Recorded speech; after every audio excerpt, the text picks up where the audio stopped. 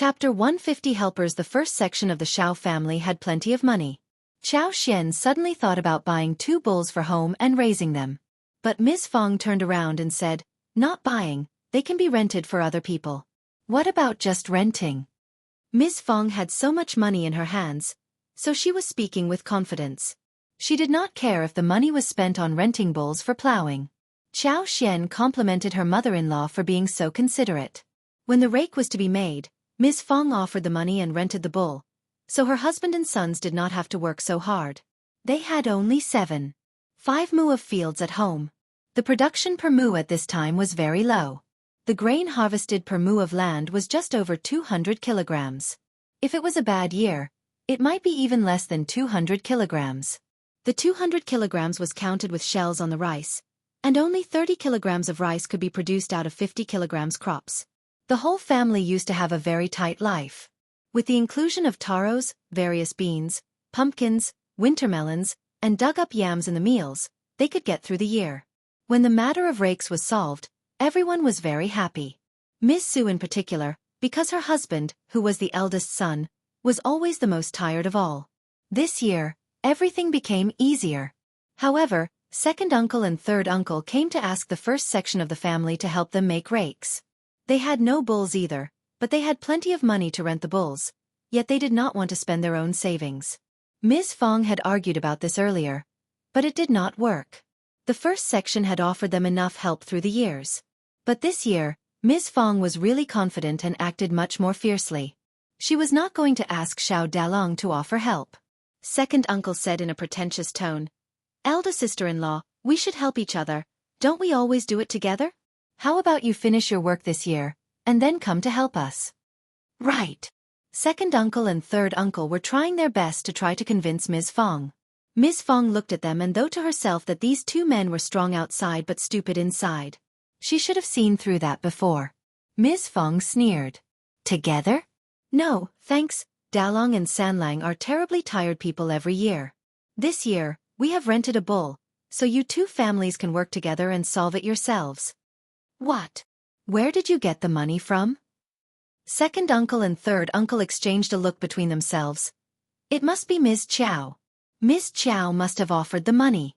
So they had a rich daughter-in-law, and now they were looking down at people. They were so jealous. Third uncle said sourly, "Oh, my brother and sister-in-law are living a better life with a rich daughter-in-law married to the family." Ms. Fang was startled, but didn't reply when they had this misunderstanding. Instead, she nodded along. The 2 men got increasingly annoyed. They went to elder uncle to seek family love. Eldest uncle did not dare to ask his daughter-in-law to pay for the other sections of the family, but he did not think that the spring plowing should be delayed as well. Chapter 151 Ideas. If the spring plow was postponed, the harvest by the end of the year would be ruined. That would not work. Ms. Fang did not approve of it. She kept reminding him of what Ms. Niu and Ms. Ma did to them, and eldest uncle felt quite helpless. But they already apologized. Could this matter not be done by now? The 2 of them argued but could not talk it through, so second uncle and third uncle had to leave first. Ms. Fang felt much better after telling Qiao Xian what happened. She sneered. "I am determined this time. I will never let them get what they want. We have given them so much over these years. It won't work if it continues in this way." Those people not only failed to thank them, but kept showing off outside the family, saying that the first section of the family were like their employees. Worse still, they even made up lies about the first section of the family. Her third son was getting married soon, and when they had so many daughter-in-laws at home, the daughter-in-laws would not be happy about the arrangement.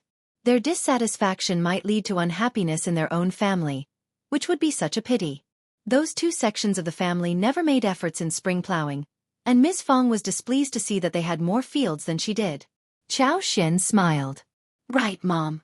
We should never let them get what they want this time, but we can also think of a solution to make them pay for what they ask from us." Ms. Fang's eyes sparkled, and she asked, "Do you have any good ideas?" Qiao Xian had a clear knowledge of what was going on. Her mother-in-law acted toughly, but she might not have full clarity about the situation. Her father-in-law would never allow his 2 brothers' family to miss the spring plow. It was a major event that could not be ruined at any cost.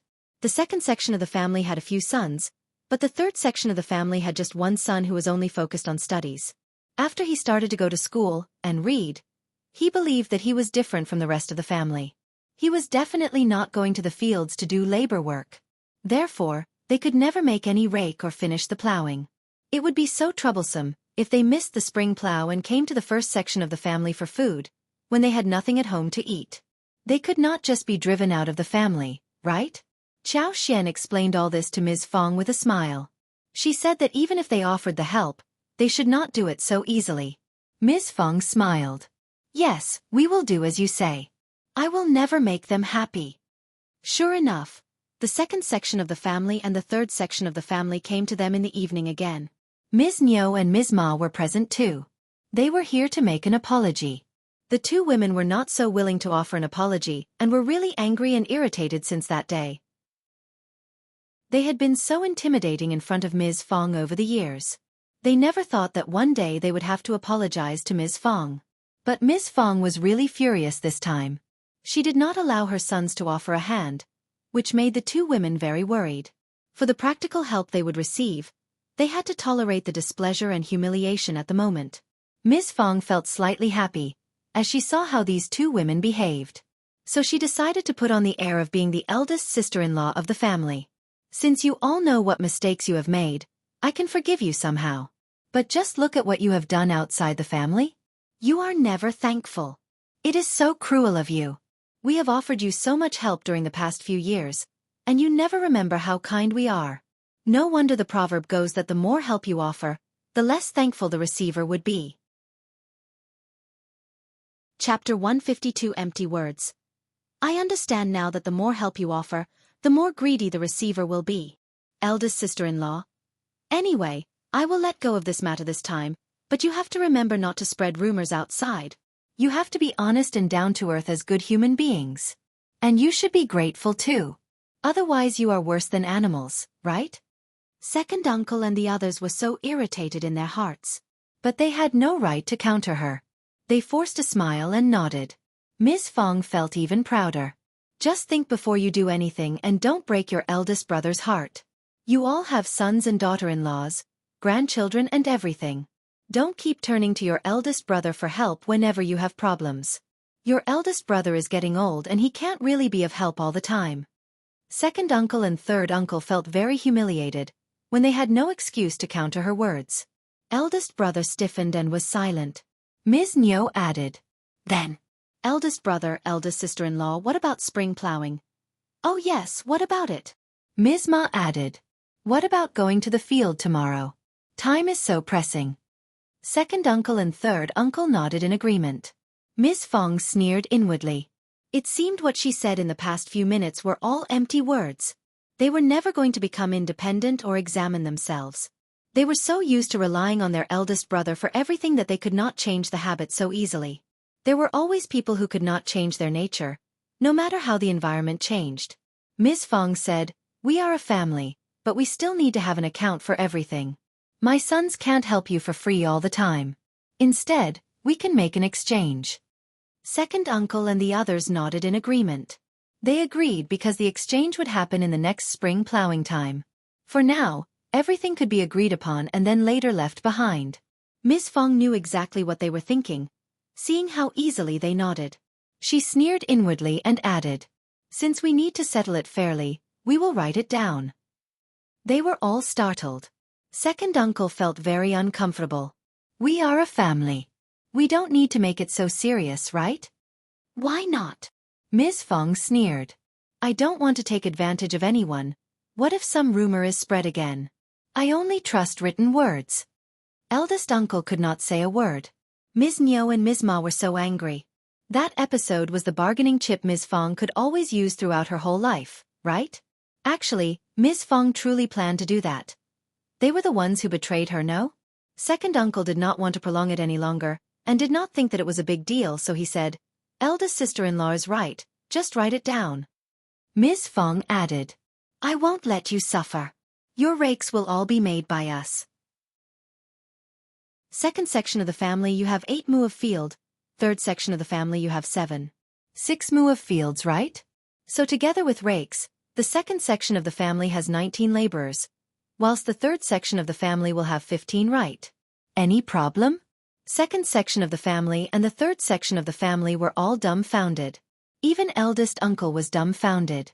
Ms. Su was startled, and she was about to say something, but could not counter her mother-in-law's authority. She was feeling so hurt inside her heart. Was her mother-in-law giving herself up out of anger? What nonsense was she talking about? Chapter 153. Your words. Her man would get so tired when he had to do all the work. Ms. Su almost cried, with teeth clenched. Sister-in-law, you are sure? If you are so happy about this, we are willing to assist you too. Second section of the family and the third section of the family were very pleased. Ms. Fang looked at them expressionless. Good that you have nothing against my proposal. Duan, fetch the paper and pen and write it down. Okay, Mom. Xiao Yunduan soon got the paper and pen and wrote 2 contracts according to Ms. Fang's opinions. Second uncle and third uncle made a thumbprint on their names respectively. Dalong, Sanlang, get up early to do work, don't forget about the fields.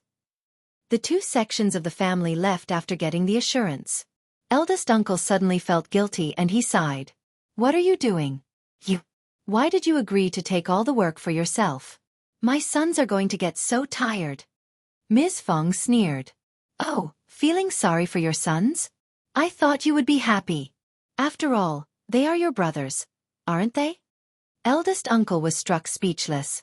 You think that your brother and nephews would work hard? Just ask your sons. When do the fathers and the sons actually work? It is all done by our sons. Xiao Dalong laughed as Xiao Sanlang pursed his lips. That is right. Qi said voluntarily. They are even worse than me.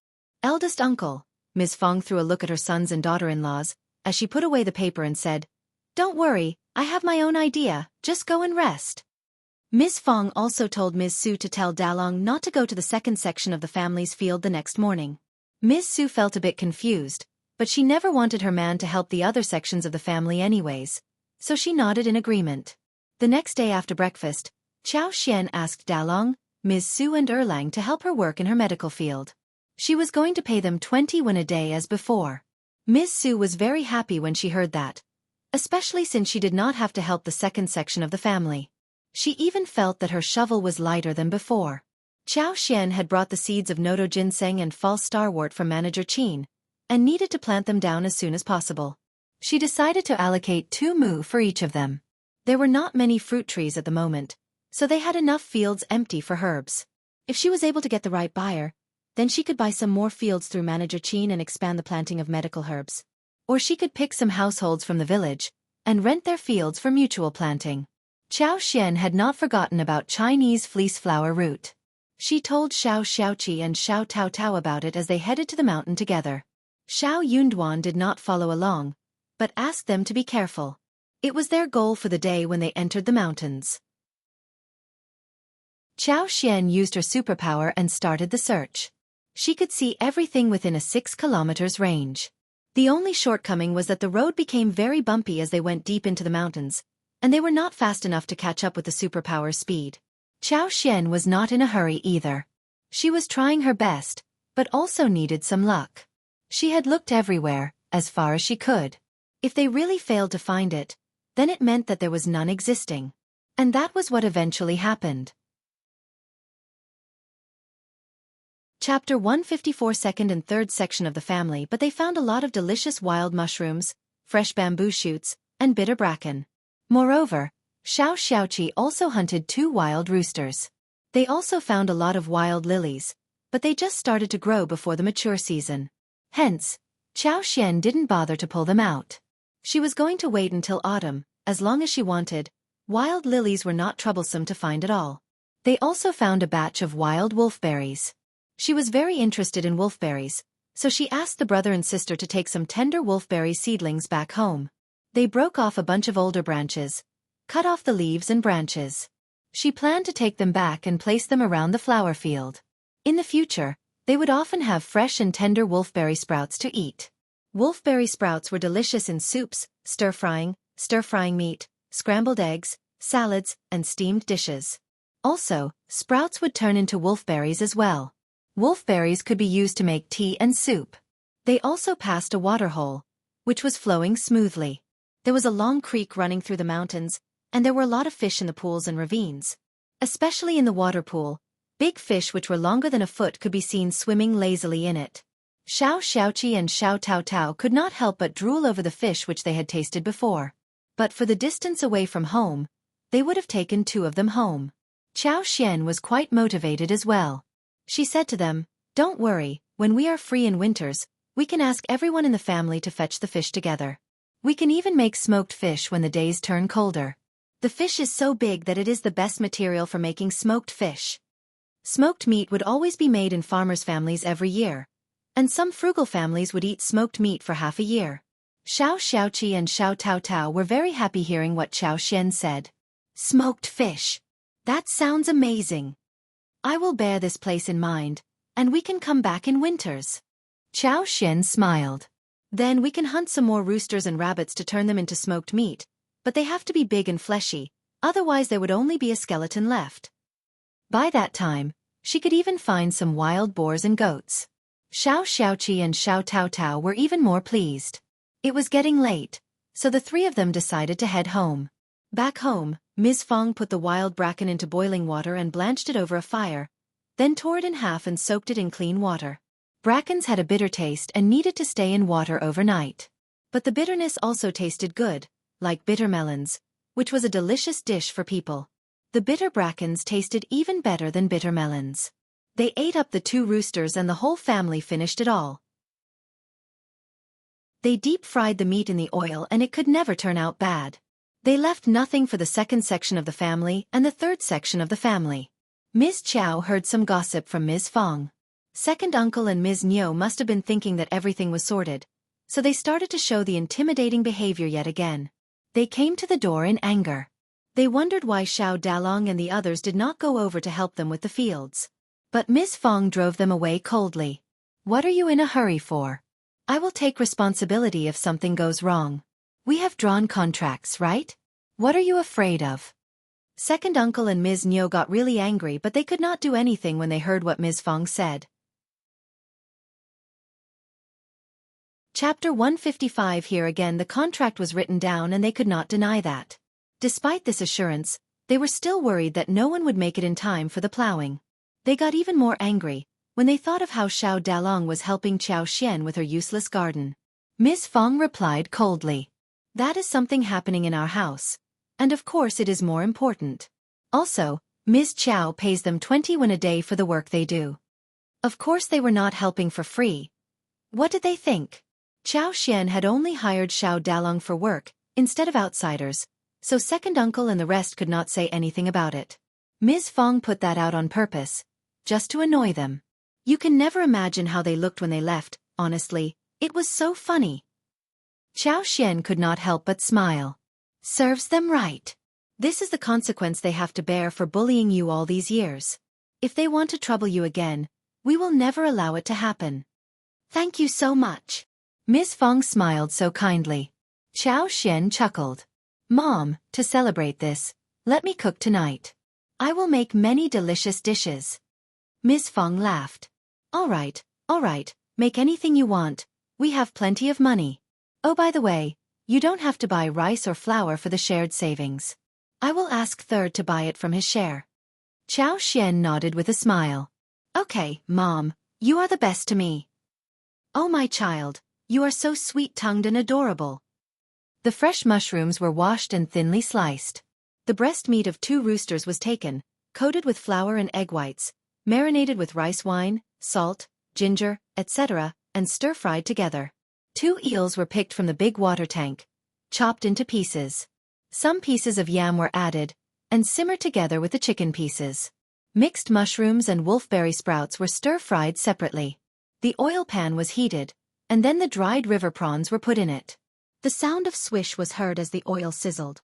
Green and red peppers were chopped, garlic was added to the stir-fry, a little soy sauce, salt, along with half a bowl of water were also put in.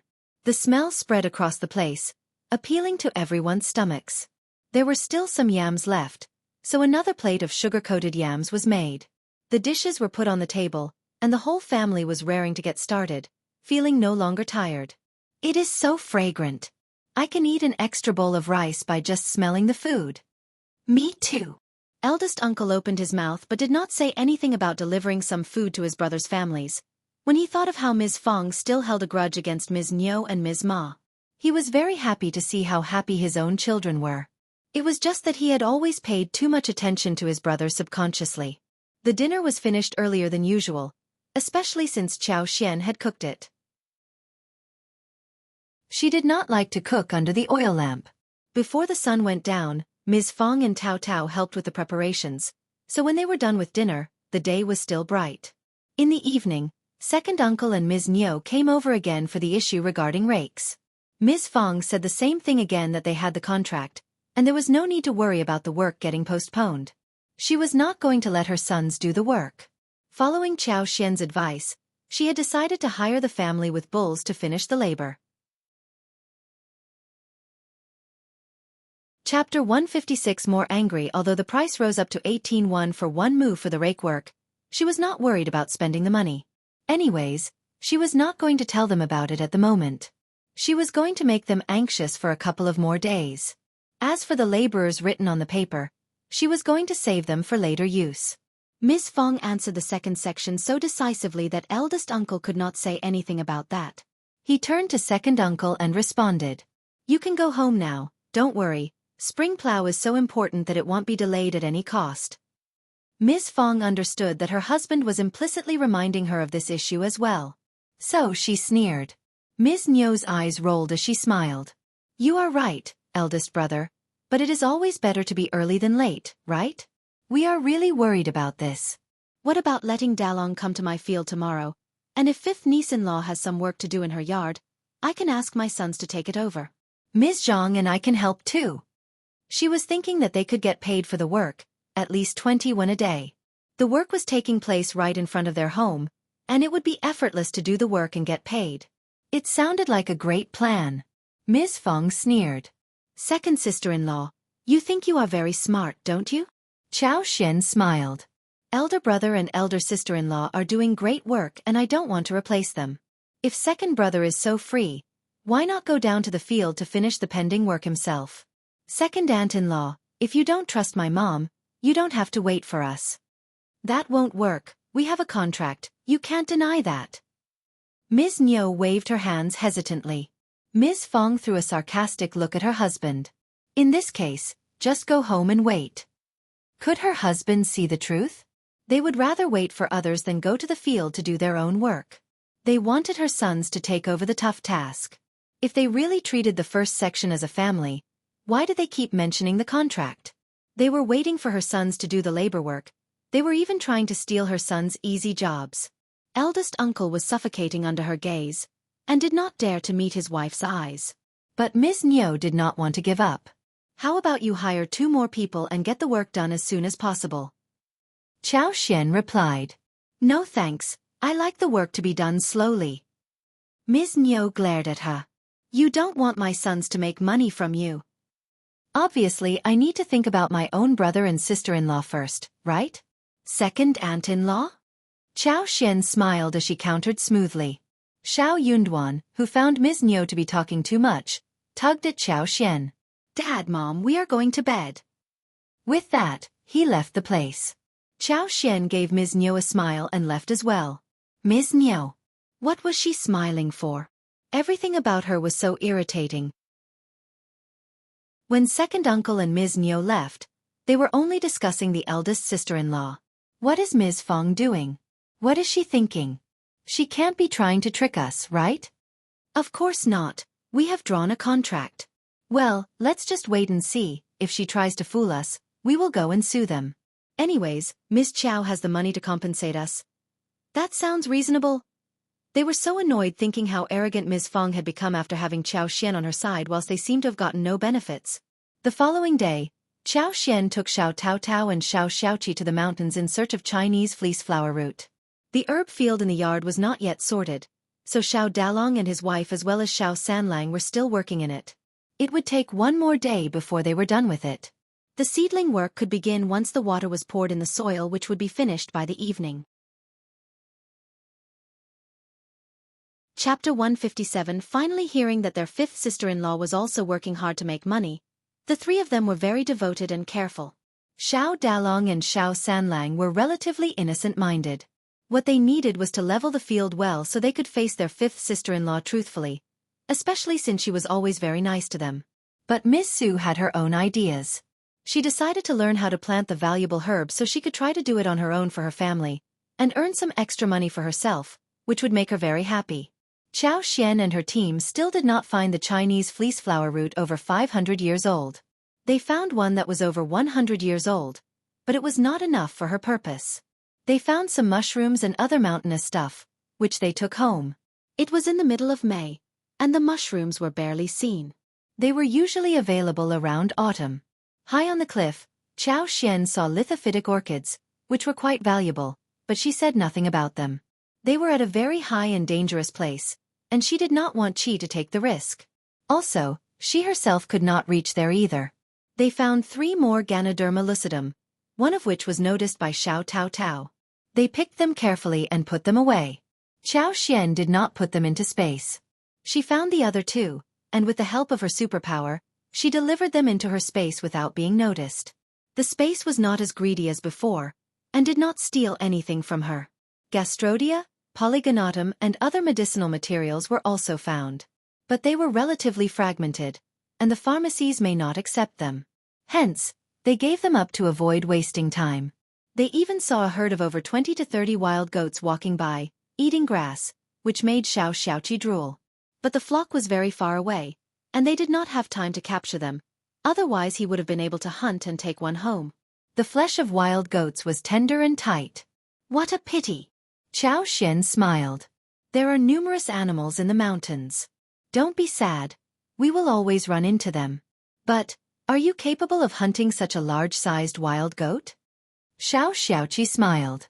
Of course I am. I am not afraid of wild boars as well. I got one wild boar last year too. But honestly, we have barely seen any wild boars in the mountains this year. Wild boars were not rare wild animals, and could be seen every now and then. Some were tough and strong, which were beyond Xiao Zhaoqi's reach. He only went out for those which were manageable. Wild boars had very thick skin. They were ferocious and angry, not very easy to capture. Qiao Xian would not tell him that there were many wild boars around, and that she had actively tried to avoid running into them. She just smiled and said, "It is good that we haven't run into wild boars, they are so scary. You need to avoid them too, in case you come across them. You don't have to hunt them down. Your safety is more important." Xiaoqi felt warm in his heart, and nodded. Yes, I will be careful. The following day, they finally found 2 Chinese fleece flower roots that were growing together. Qiao Xian could tell that one of them was more than 500 years old whilst the other was around 400 years old. Overjoyed, Qiao Xian led Xiaoqi and Xiao Tao Tao to dig them out. The 2 Chinese fleece flower roots were entangled with vines, so they cleared away a large side of the vines, and the land around them, before digging them out carefully. It took them over 2 hours to get the 2 Chinese fleece flower roots out. The plants were old, but not very heavy. Both of them were around 2.5 kilograms, but did not resemble the figure of human beings. Chapter 158. Good thing she intended to give the one over 500 years old to Xie Jingrong, and handed over the other one with Xiaoqi for future use. Actually, she wanted to put it in her space. A 400 years old Chinese fleece flower root should be considered as treasure. Her space would not reject it, right? Xiaoqi and Xiao Tao Tao followed whatever their sister-in-law said.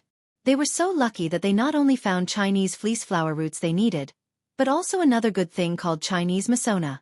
Chinese masona belonged to the family of grass, but could grow very high, sometimes as tall as an adult. The twigs were tender, and the leaves were oval-shaped, bigger than a thumb. The color was dark green, and fruits grew out of them, sweet and edible. Ripe fruits would turn black, and they grew in a cluster of more than 10. Each of them was as small as the eyes of a carp. The leaves as well as the ripe fruits would give off a fresh grassy smell when bitten in the mouth. The leaves of Chinese masona were first mashed, then wrapped with cotton gauze, rubbed with water in a pot, and the juice obtained was filtered and left for a while. A natural pure green jelly could be made in this way. When the jelly was served in the bowl, with some honey as well as mint water, it would become a really good snack for hot summer. If they could find saltpeter and make ice out of it, then the snack would taste much better, by adding some chopped ice in the jelly. When she had enough people working for her, she would open a dessert store.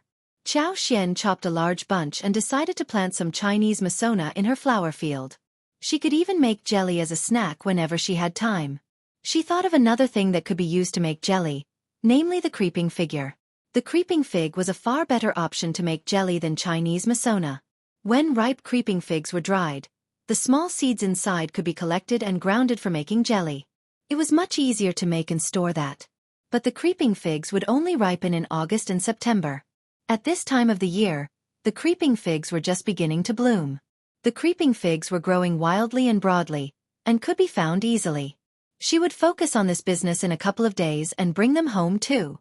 That was a plant that could survive easily, as long as their vines were well planted. Satisfied, Qiao Xian asked her siblings-in-law to get ready to go home. Xiao Xiaoqi and Xiao Tao Tao were both very motivated. When they heard that the Chinese masona could be used to make something tasty, they put the cut branches on their backs directly. Xiao Yunduan could not help but admire his wife's good luck. She had really found what they needed. Darling, we will deliver it to the town tomorrow. I believe that young Master Xie wouldn't have left yet. We can give it to him face to face. Xiao Yunduan nodded with a smile. Sure. He was going to keep her company on their trip to town, especially when she was meeting those two men. Ms. Fang did not know the details, but seeing that they had found what they wanted, she was very happy for them. Xiao Yunduan and Qiao Xian were unaware that the day they ran into Xie Jingrong and Yuezheng Xiao, they also ran into Strategist Lu, who was working for County Magistrate Qiao. Strategist Lu greeted the two of them politely, and even mentioned that he was trying to help them to find Chinese fleece flower root over 500 years. Xie Jingrong had not wanted to bother County Magistrate Qiao, so he had never mentioned this to him, but County Magistrate Qiao got to know about it for some reason. Chapter 159. Tricky Xie Jingrong, who had been thinking that one more helper might work better, expressed his gratitude politely but refused his help. He stressed repeatedly. Please tell Officer Qiao that it is my private affair, and it is a big taboo to use public forces to deal with private matters. It is not good to hire so many people, otherwise I will feel really guilty about it. Those senior people in the family would blame me for it too. Strategist Lu was startled as he smiled and nodded.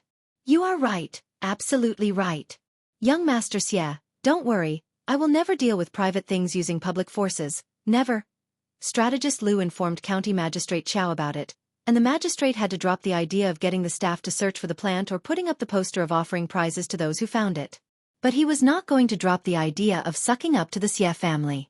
So, he dispatched a few servants and several trustworthy policemen to seek the same in the mountains. Then, he gave Strategist Lu some money to look around the mountains with some reliable villagers. He even stressed that the young Master Xie did not want this known to others, so everyone who was looking for the Chinese fleece flower root should stay low-profiled rather than shout around, otherwise they would be punished. Officer Qiao said to Madame Qiao happily, there are so many mountains in the county. I believe that with so many people going into the mountains, they will definitely find one Chinese fleece flower root over 500 years old. If we find it, County Magistrate Qiao started to dream as his eyes sparkled. I heard that young Master Xie is planning to give the plant to Madame Xie, which should be a huge favor they would owe us. The Xie family and the court in the capital were very related to each other.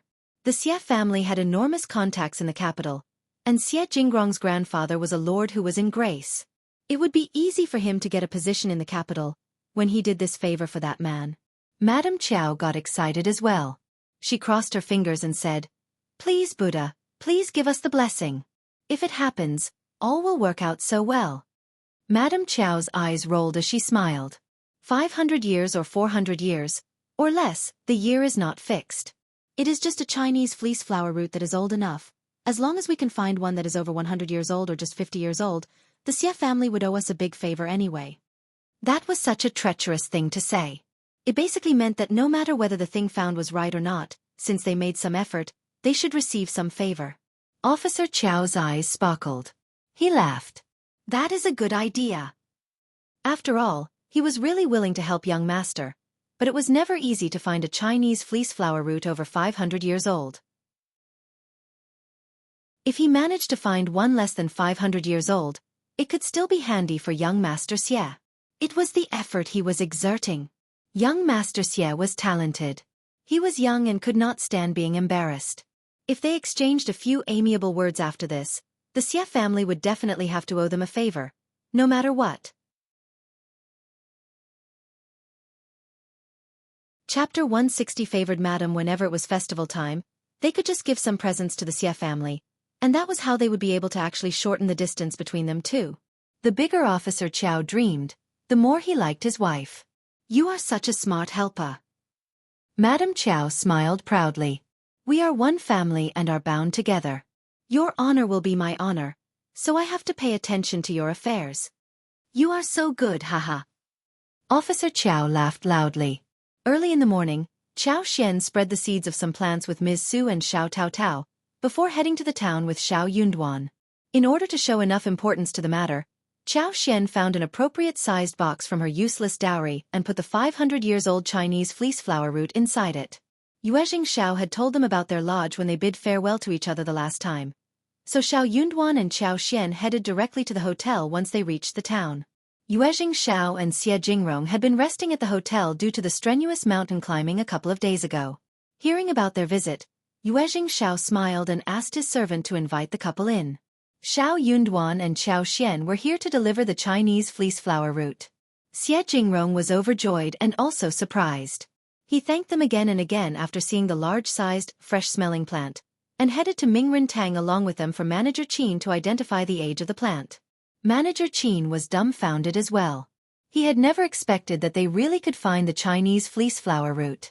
He had dispatched many people from the pharmacy, and entrusted experienced hunters and farmers to go into the mountains, yet everyone failed to find anything. These two were just so lucky. Manager Qin exclaimed in joy when he saw the size. I have seen many Chinese fleece flower roots. This size should definitely be over 300 years old. Xie Jingrong looked very happy. 300 years old would be okay. If 500 years old one could not be found. Qiao Xian smiled and said calmly, Manager Qin, look carefully again. Okay. Manager Qin nodded and started to observe the roots and stems carefully, trying to distinguish every single detail. They had no other devices to test the age, and the manager had to discern it with only his eyes. Over the years, he had become very good at distinguishing the plant's age. 15 minutes later, Manager Qin nodded with a flushed face. All right, this Chinese fleece flower root is definitely over 500 years old, no doubt. Really? Let me take a look at it.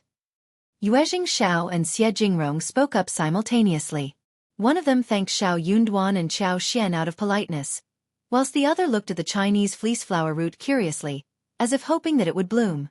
That was a Chinese fleece flower root over 500 years old.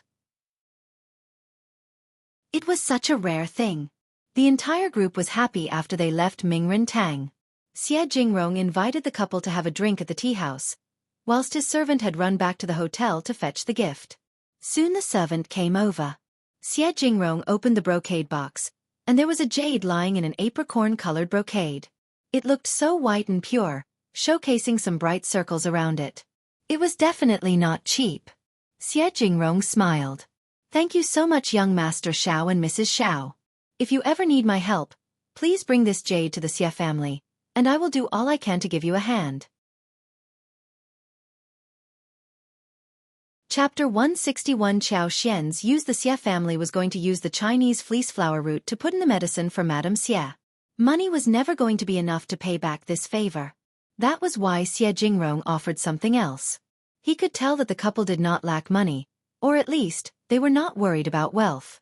Xiao Yunduan was the cultivated talent and he was going to participate in the examination next year. Maybe he could go further than that. At that time, he probably would need the Xie family's help. The Xie family would be willing to give him a hand, as long as it was legal. That was why he gave them the jade, which was precisely what Xiao Yunduan and Qiao Xian needed more than anything else. If it had been a hunter who delivered the Chinese fleece flower root, he would have offered him the money. Xiao Yunduan and Qiao Xian were glad. The Xie family was a noble family and young Master Xie knew exactly what they needed. Thanks. Xiao Yunduan accepted the gift generously. He did not need it, but Xiao definitely wanted it. If Officer Qiao and the whole family were to treat her badly in the future, Xiao Yunduan would definitely make use of this jade. Officer Qiao was a clever man, and he would never expect that a concubine's daughter could ever make the Xie family help her. Xie Jingrong exchanged a few polite words and developed some good feelings towards Xiao Yunduan. He really liked people such as him, who were sharp and direct. Yuezheng Xiao smiled. Now that the goal is achieved, we are relieved. I will treat you both for lunch today. Xie Jingrong nodded alongside. Xiao Yunduan and Qiao Xian did not turn them down. Qiao Xian had the intention of befriending them, whilst Xiao Yunduan had no intention of cutting off the relationship, so the couple accepted the invite graciously. The four of them ate lunch at restaurant Yanhe before Xiao Yunduan and Qiao Xian left. During lunchtime, Qiao Xian reached an agreement with Yuezheng Xiao, telling him to wait for a little longer, since she had a commodity to show him. She wondered if he was interested. Yuezheng Xiao was very interested and accepted the proposal directly. When they went home, Xiao Yunduan gave the brocade box to Qiao Xian. You can keep it. Qiao Xian smiled. Really, for me? I think that you need it more than I do. I trust that you can become a recommended man. What if you get bullied? You can keep the jade. This can ensure that everything goes fairly in the future. Xiao Yunduan felt his heart become warm. He smiled gently. No one would dare to do anything about the village examination, and I barely go out or have any conflict with anyone. You keep it, so you don't have to be at the mercy of Madame Qiao and her daughter. Qiao Xian accepted the brocade box after hearing that. Okay, I will keep it, and we will use it when needed. Xiao Yunduan felt really comfortable when he heard her saying, we. He nodded with a smile. Okay. Qiao Xian smiled. I will stop here. I need to do some work. You should get back to your studies. I am going to make the commodity and show it to young Master Yuezheng. If he likes it, we will have another way of making money. The more money they had, the wider the road would be, and the stronger they would become as well. In this way, she would be able to get rid of the Qiao family permanently. Also, she was going to live more happily as well. Chapter 162 Lipsticks. Xiao Yunduan smiled. Okay, go ahead.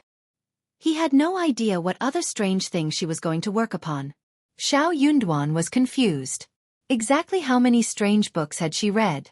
Qiao Xian was about to say something when she ended up smiling. Then I will be off now. Saying so, she ran away. She had no time to waste.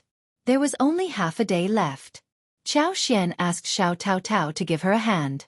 Xiao Xiaoqi joined them too, when he saw them in a frenzy. The three of them came to the floral field, and plucked pink roses. There were 3 colors of roses, pink, rosy and orange. Qiao Xian had used her superpower secretly, so the flowers bloomed and the fragrance became stronger. It was the flourishing time for the roses in May. Qiao Xian had tried to keep control of the growth, yet she could not control nature's vitality too much.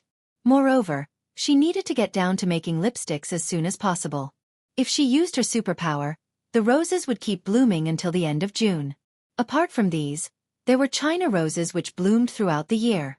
Soon, they would also witness pomegranate flowers. Those were enough for her to make lipsticks. It was very easy to pick flowers, and the brother and sister soon had a basket filled with flowers. They poured the flowers into the basket next to Qiao Xian before going back to pick some more. Qiao Xian grabbed all the petals and put them into another basket. Then she put the petals into jars, one handful after another, grinding them. The juice was extracted, filtered and mixed with the beeswax in a jar, while some almond powder bought from the pharmacy as well as some seed oil which had been laced with her superpower was put inside. She stirred it smoothly. Then she poured the liquid into a mold, and smoothed away the top. After that, she carefully put the whole thing into the lipstick tube, and zipped up the opening. With that, 1 lipstick was done. Qiao Xian had the itch of using that lipstick immediately.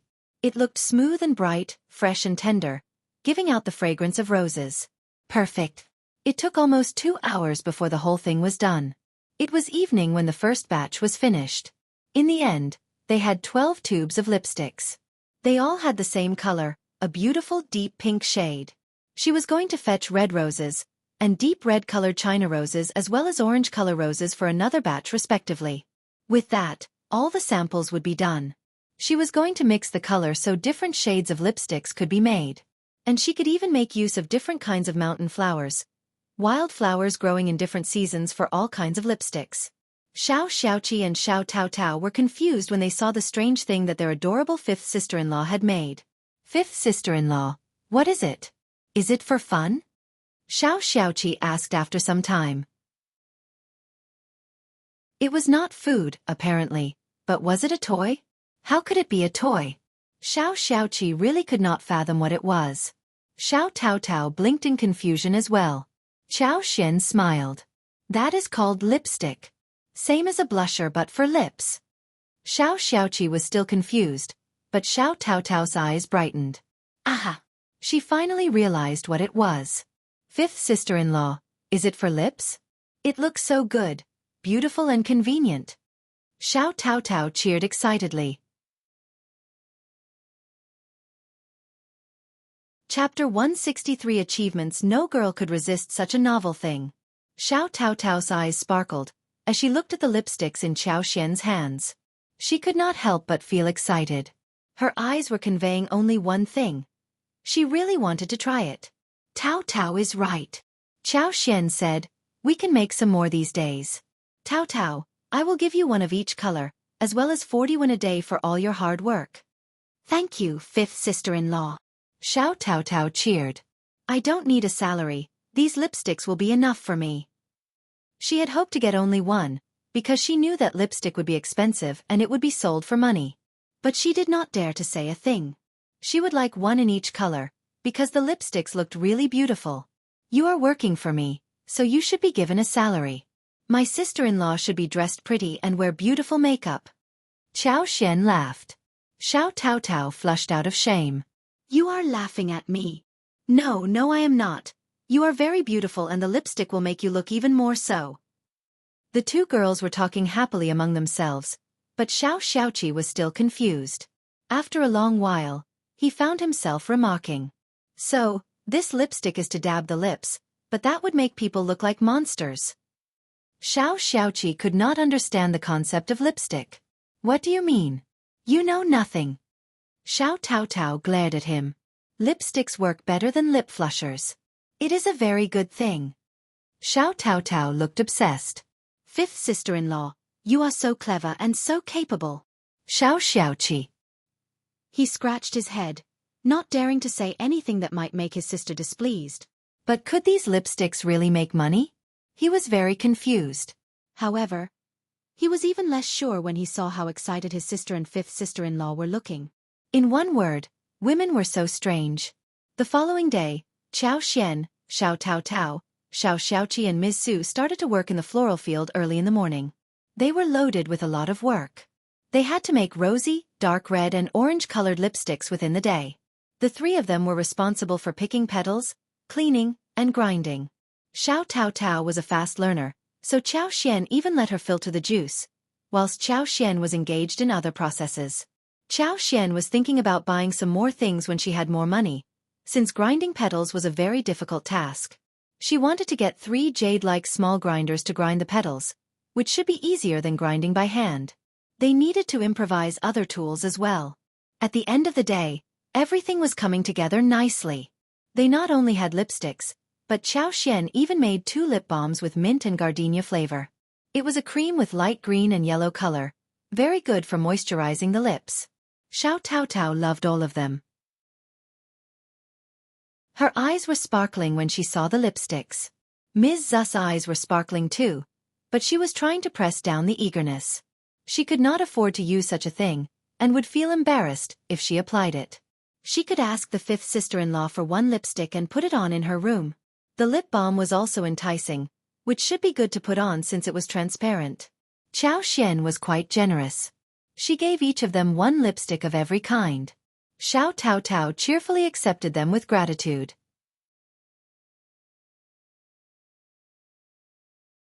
Chapter 164 Ms. Fang's intention. Ms. Su, who did not have the courage to accept it, heard Qiao Xian's smiling voice.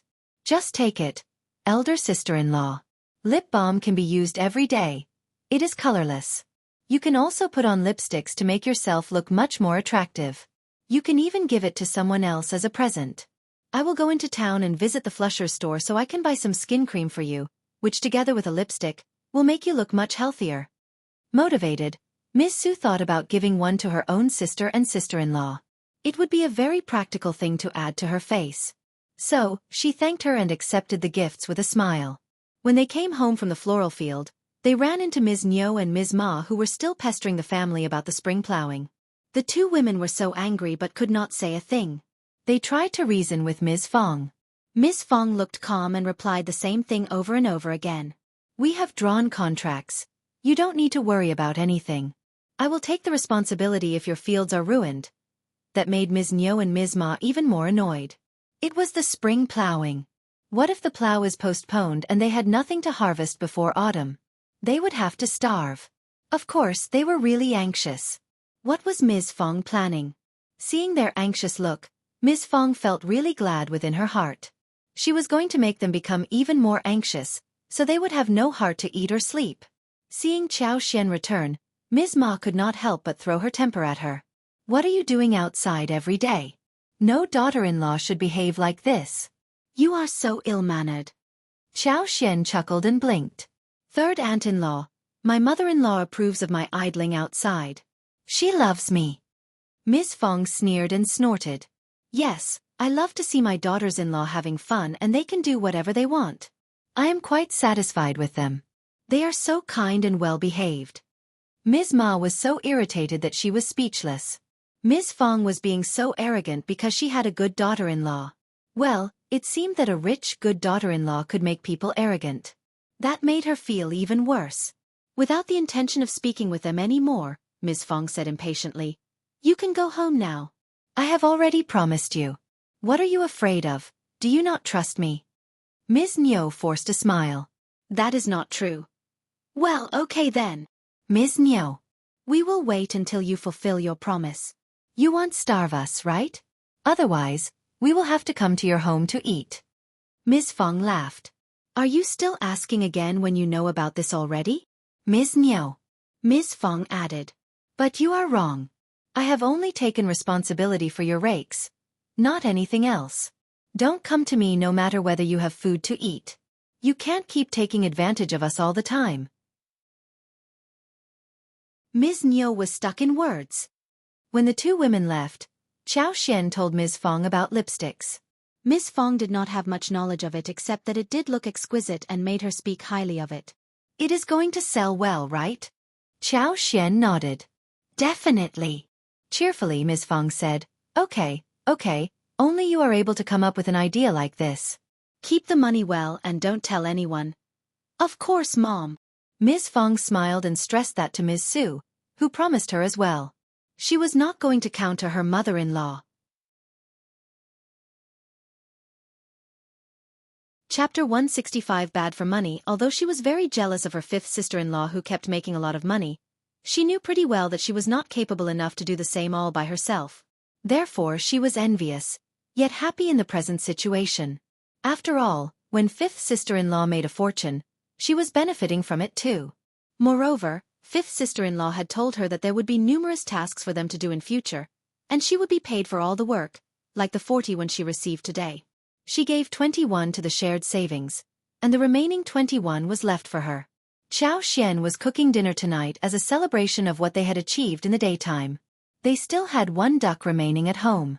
They bought 2 ducks a couple of days ago, one for the Dragon Boat Festival, and the other one was kept for this day. The duck meat was minced, and the garlic sprouts and green peppers were chopped. The peanuts in the rice pot were fried until they became crispy. Then the peanuts were smashed and stir-fried together with the rest. Some steamed buns were also made which could be eaten with the fried duck meat. The others were cut into slices and stewed with the sun-dried bamboo shoots for soup. They scooped out 2 carps from the tank in the backyard, and fried them on 2 sides. They added clear water, chopped pickles and cooked it with dried chilies. Another fat catfish was taken and stewed with fresh eggplants. The catfish was fat but not greasy, and the eggplants had a strong fragrance. The 2 dishes complemented each other. Then, a plate of dry beans and a plate of cold garlic lettuce were made alongside, which was good with the meat. Whenever Qiao Xian was cooking, everyone in the family was so glad, especially Xiao Junyan and Xiao Qing, who had no idea what was being cooked, yet they knew that their fifth sister-in-law was making good things.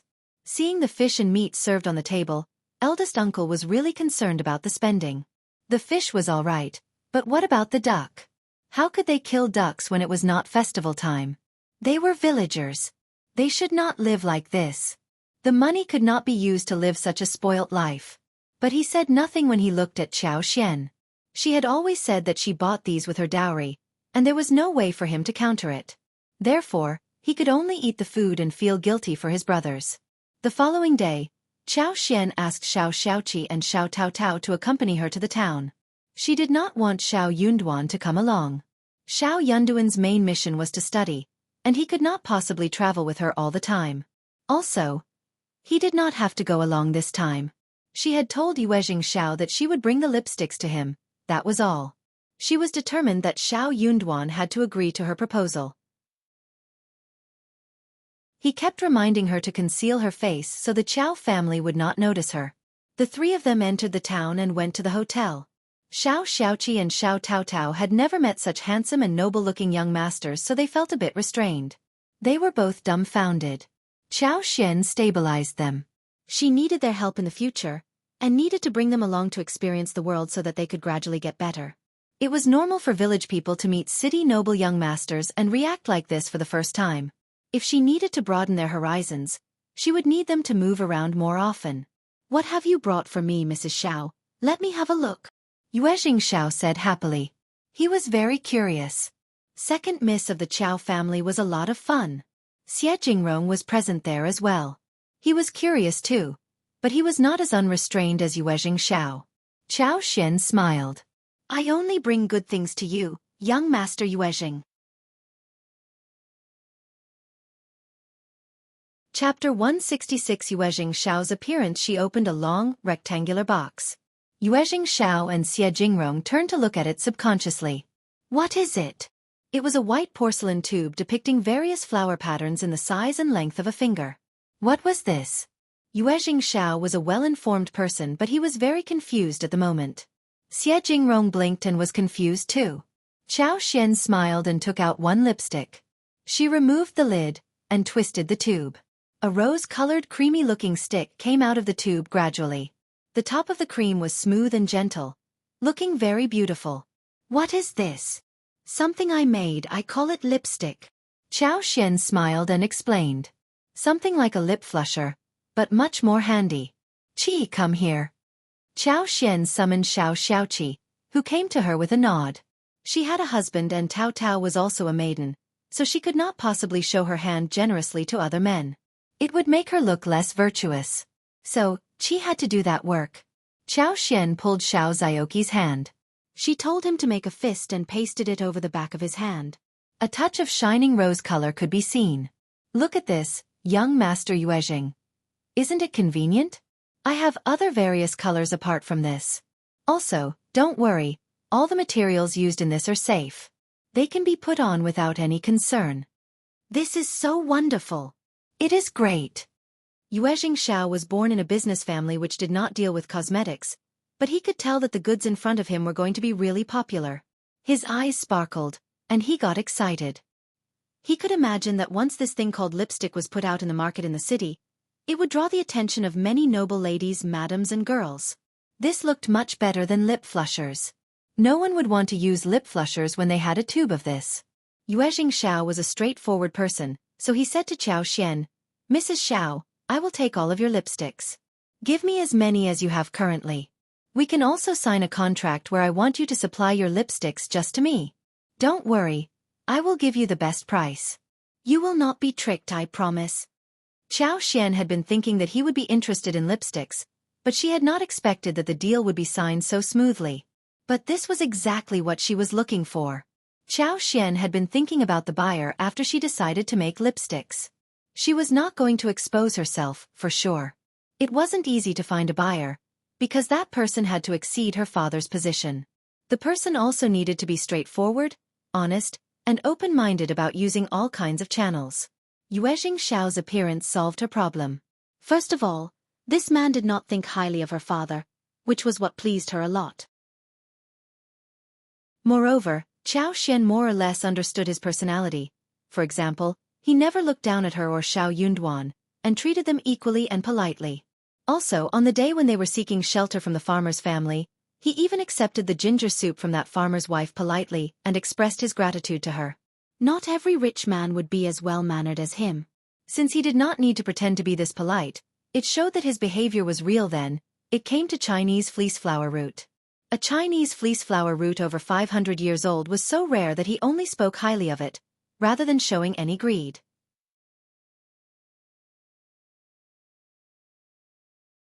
Chapter 167. Straightforward people. Qiao Xian believed that no one was better suited than him as her collaborative partner. Since he was being straightforward, Qiao Xian was going to be the same too. She said with a smile, "Okay. I don't have sales channels, and I want to work with young Master Yuezheng as well. I just have one condition: that you should never tell anyone that I am your supplier, especially not my father and my lineal mother." Yuezheng Xiao nodded in agreement. He had already noticed that she did not have a good relationship with her lineal mother and sister. He checked lipsticks of other colors as well as the lip balm which could be used by everyone. He was very surprised. Qiao Xian smiled and took out 2 smaller brocade boxes, each of which held 2 lip balms, and gave them to Yuezheng Xiao and Xie Jingrong. "These are just small things, don't dislike them." Yuezheng Xiao laughed and accepted the box, as Xie Jingrong lowered his head and expressed his gratitude. Both sides included straightforward people, and that made the deal go smoothly. Soon they came to an agreement. Yuezheng Xiao would supply them with the lipsticks tubes, and would also provide porcelain, jade, crystal for the tubes so that they could look better. He was also going to hire some designers to make the patterns on the lipstick tubes. Qiao Xian could not ask for anything more. She told him to build some tools, which Yuezheng Xiao accepted directly. He did not intend to charge her for any of this. Yuezheng Xiao paid 2 liang for 1 lipstick to Qiao Xian, but the price was going to be kept fluid in the future.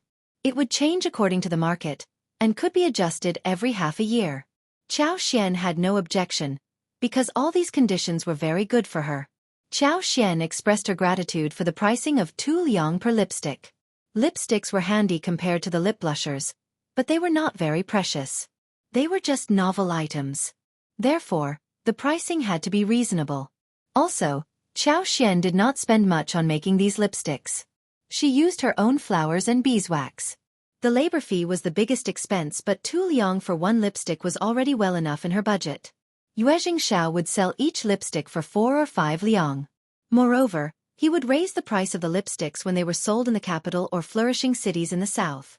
But he also needed to make an account of the cost he was going to spend on the process. At the moment, this was the most suitable way for Qiao Xian to earn money. Since the deal had been made, they signed the contract directly and came to an agreement regarding the delivery time of the first batch of goods. Qiao Xian had 50 lipsticks and lip balms in 4 colors this time. She gave them all to Yuezheng Xiao as gifts. She was giving them full-heartedly for the purpose of marketing. These things were expensive for others, but for her, she had not really spent any money on them. It was a good way for her to obtain the favor of Yuezheng Xiao and the Yuezheng family. She intended to have a long-lasting business with the Yuezheng family, since he had a huge supply channel. Yuezheng Xiao and Xie Jingrong were startled by her generosity. These boxes were worth 100 liang. Even in the noble family, 100 liang was not a small figure, and noble young masters with a relatively ordinary position in the family would only have 10 or 20 liang every month. For farmers, 100 liang was not a small figure. Qiao Xian gave it out just like that? They could see that she was not being polite on the surface. Yuezheng Xiao could not help but admire the generosity of this lady. He felt lucky inside his heart, and whispered to himself that Mrs. Xiao was a good business partner that one would not find so easily. Chapter 168. Nice to fifth sister-in-law. Yuezheng Xiao did not want to take advantage of Qiao Xian. In the end, Qiao Xian accepted 50 liang, half for each box, showing sincerity to both sides. Yuezheng Xiao could not help but smile. "All right, Mrs. Xiao, if you have other proposals, please consider me as your business partner first. I promise that you will never be tricked or treated unfairly." Qiao Xian smiled. "Great, young Master Yuezheng. I don't have any other business partner, apart from you. I can't just establish business relationships with anyone easily." Yuezheng Xiao laughed. "That is true." He said that he would visit her home someday, and Qiao Xian agreed readily. There was nothing interesting around Shading Village, and he would naturally not come over. Qiao Xian thought that it was just polite words, so she just said yes. Without Xiao Yunduan around, Yuezheng Xiao did not ask Qiao Xian to stay for lunch. So Qiao Xian left with Xiao Xiaoqi and Xiao Taotao soon afterwards. The brother and sister were still in shock. Xiao Taotao was especially in a daze. After a while she mustered her courage and said to Qiao Xian, "Fifth sister-in-law, when I reach home, I will return the lipsticks and lip balms to you. I will keep the used ones, because I never knew it would be so valuable, otherwise she would not have taken in so many of them." 2 liang for one. Not 2 qian or 21, it was for 2 liang. Just keep them. Qiao Xian interrupted her before she finished her words. She smiled as she took her hands. "It is not expensive for us. Also, we have plenty of money right now already, don't we? But we can make them easily. If you like them, just keep them, no worries." Xiao Taotao thought for a while and believed that she was right. She really loved those lipsticks, and did not want to give them back. She smiled bashfully. "Then I will keep them. Thank you, fifth sister-in-law." Xiao Taotao was so moved. Fifth sister-in-law was wealthy and capable of making money, and was even paying her own family for all the work, which was already quite rare. Moreover, she gave out such valuable things without hesitation. She did not think that their elder sister-in-law would do the same. So, she was going to be very kind to her fifth sister-in-law. Qiao Xian smiled. "You can tell Mom about this matter, but not others, all right? We have many opportunities to make money, and you may be in charge of making the lipsticks. I will teach you, and you should focus and learn properly." Hearing Qiao Xian's words, Xiao Taotao was shocked. Xiao Xiaoqi was shocked too. "But fifth sister-in-law, that is your money-making idea. How can you teach me the method?" Xiao Taotao panicked. Xiao Xiaoqi nodded too. Honestly, craftsmen only passed on skills through generations, and even if they needed disciples, the disciples would need to work for years as slaves before being able to get the real knowledge. More so, the master would never give out the knowledge unless he was satisfied with the disciples. But fifth sister-in-law was ready to pass on the knowledge so casually. Qiao Xian was not dominated by the values and ideas in this era, and she laughed. "Of course I am passing it on to you. I would be very grateful if you could help me in doing this business." Chapter 169. County Magistrate Qiao shocked. The brother and sister were shocked. Xiao Taotao became excited. "Fifth sister-in-law, I will definitely try my best, and I will never pass the secret out to anyone else, I promise." Qiao Xian smiled. "Okay. I believe you." Overjoyed, Xiao Taotao was immediately filled with strength and confidence. It was like a dream. She had never expected that she would experience such an opportunity one day like this. No wonder their mother called fifth sister-in-law the lucky star of the family. She deserved the title. When such a big deal was done, and money was earned, they decided to hold a good celebration for dinner. Qiao Xian bought some pork. When she saw the liver and kidneys, she started to drool for them and took some home as well. Then she bought a lot of ingredients for making braised vegetables, such as large and small fennel, star anise, cinnamon, bay leaves, licorice, dried tangerine peel, etc. This was to be boiled in the brine to make a pot of braised vegetables. Xiao Xiaoqi and Xiao Taotao were both excited again. The fifth sister-in-law is going to make delicious food to eat. While Qiao Xian and others arrived home, Xie Jingrong told his servant to inform County Magistrate Qiao that he was leaving the following day. He was here to seek a Chinese fleece flower root. Now that he had managed to get it, it was time for them to go home.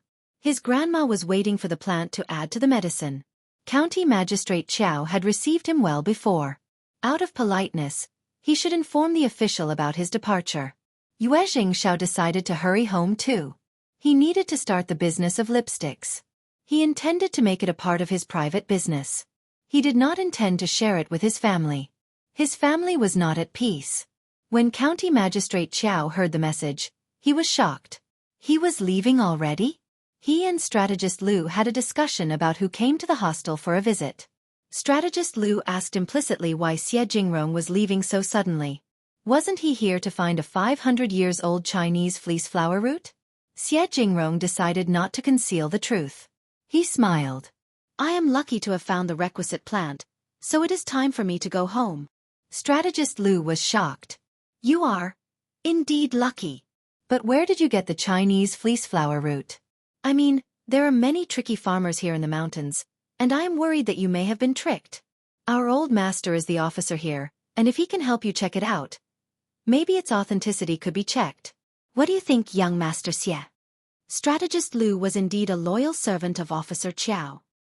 He was very devoted and always tried his best to help his master. He could even find an opportunity to help his officer on such an occasion.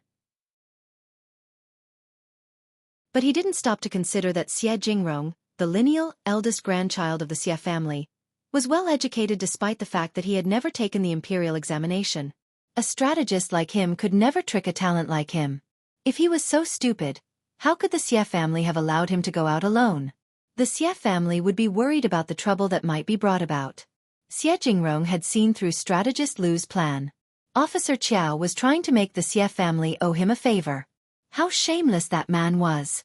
How could second miss have a father like him? No thanks. Xie Jingrong replied briefly. He did not even want to speak another word with strategist Lu and asked his servant to see him off.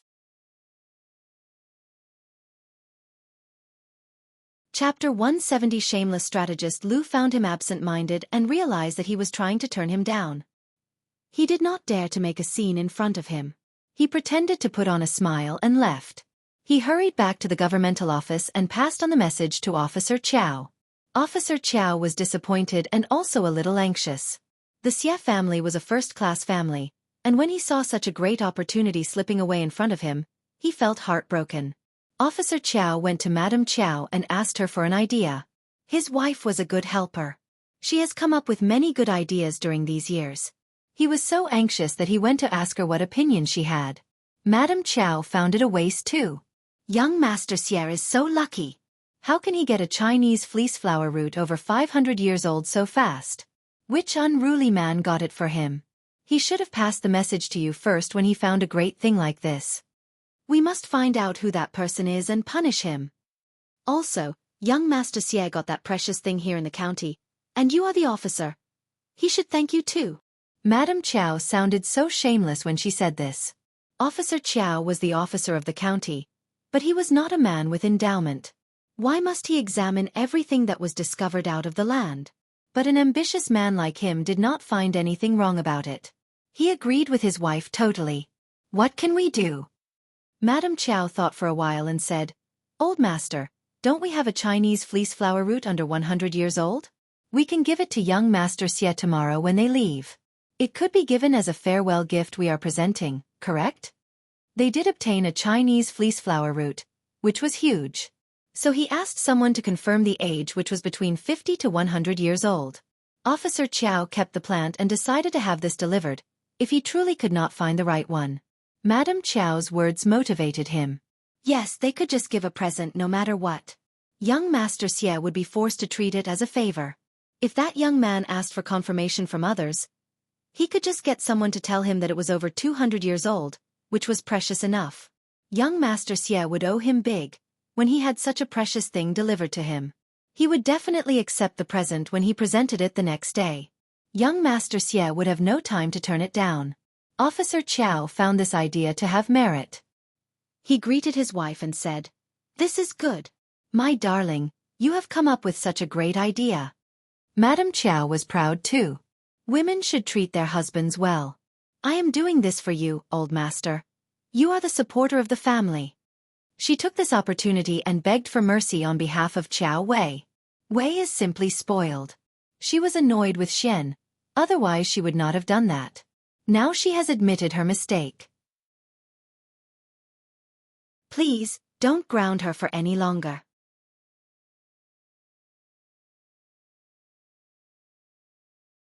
Chapter 171. Dirty Shoes.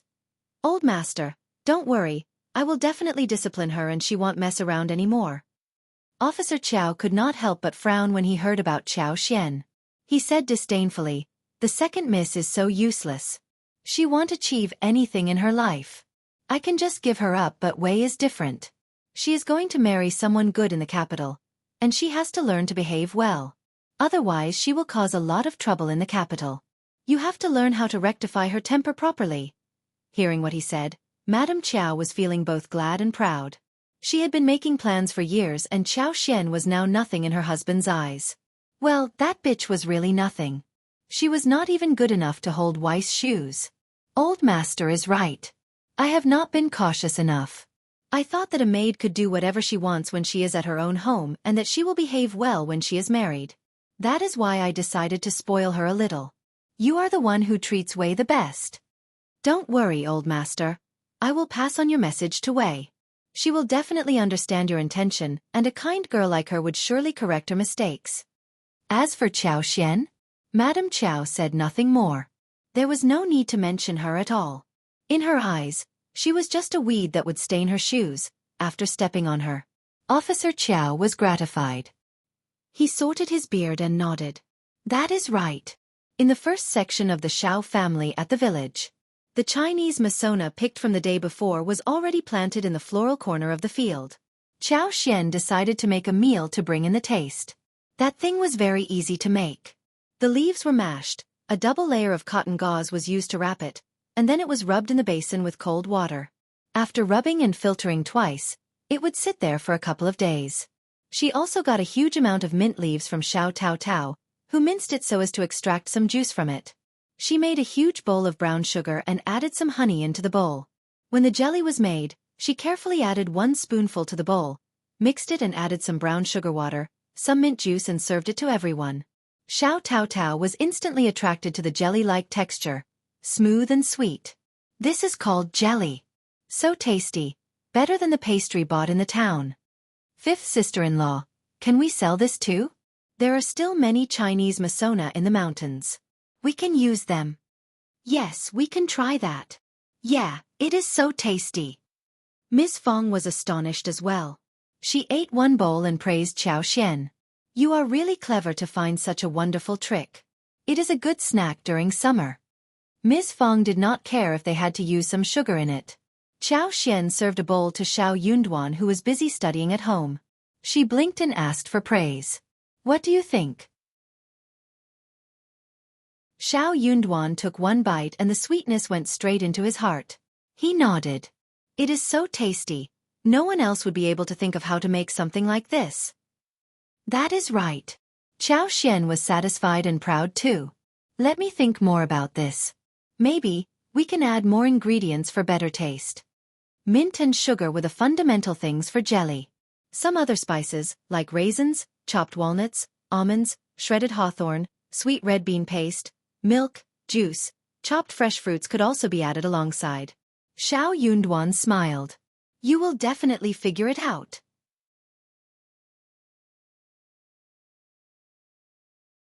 Chapter 172. The most steady protection. Xiao was even more pleased. She said with a smile, Eat it slowly, I have other work to do.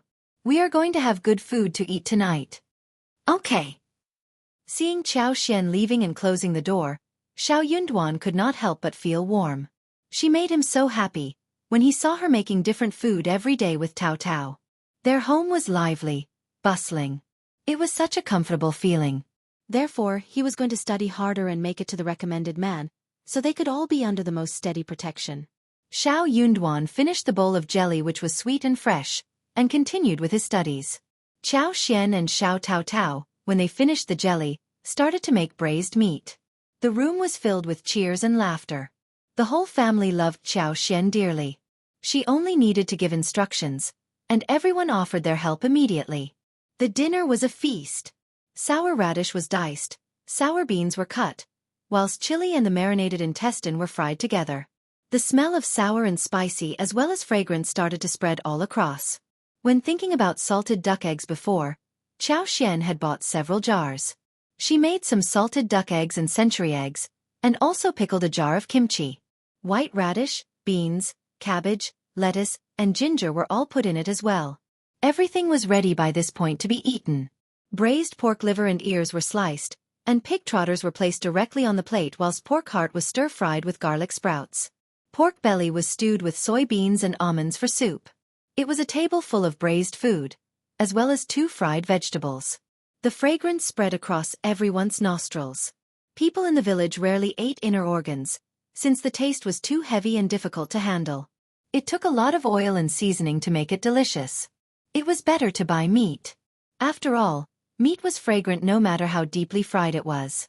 Meat dregs when stir-frying were also delicious. It was a table full of pig inner organs, which changed their minds of how the inner organs could taste like.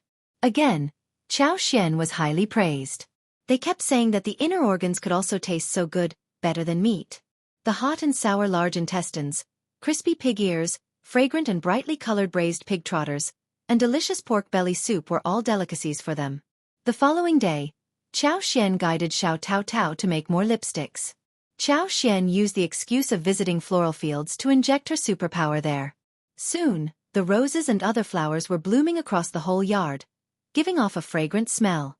In the meantime, there were some fresh flowers that were budding. The garden was full of a beautiful sea of purple and red, making people feel really fresh. The bees were buzzing about and working hard. It would not be long before she could harvest honey again.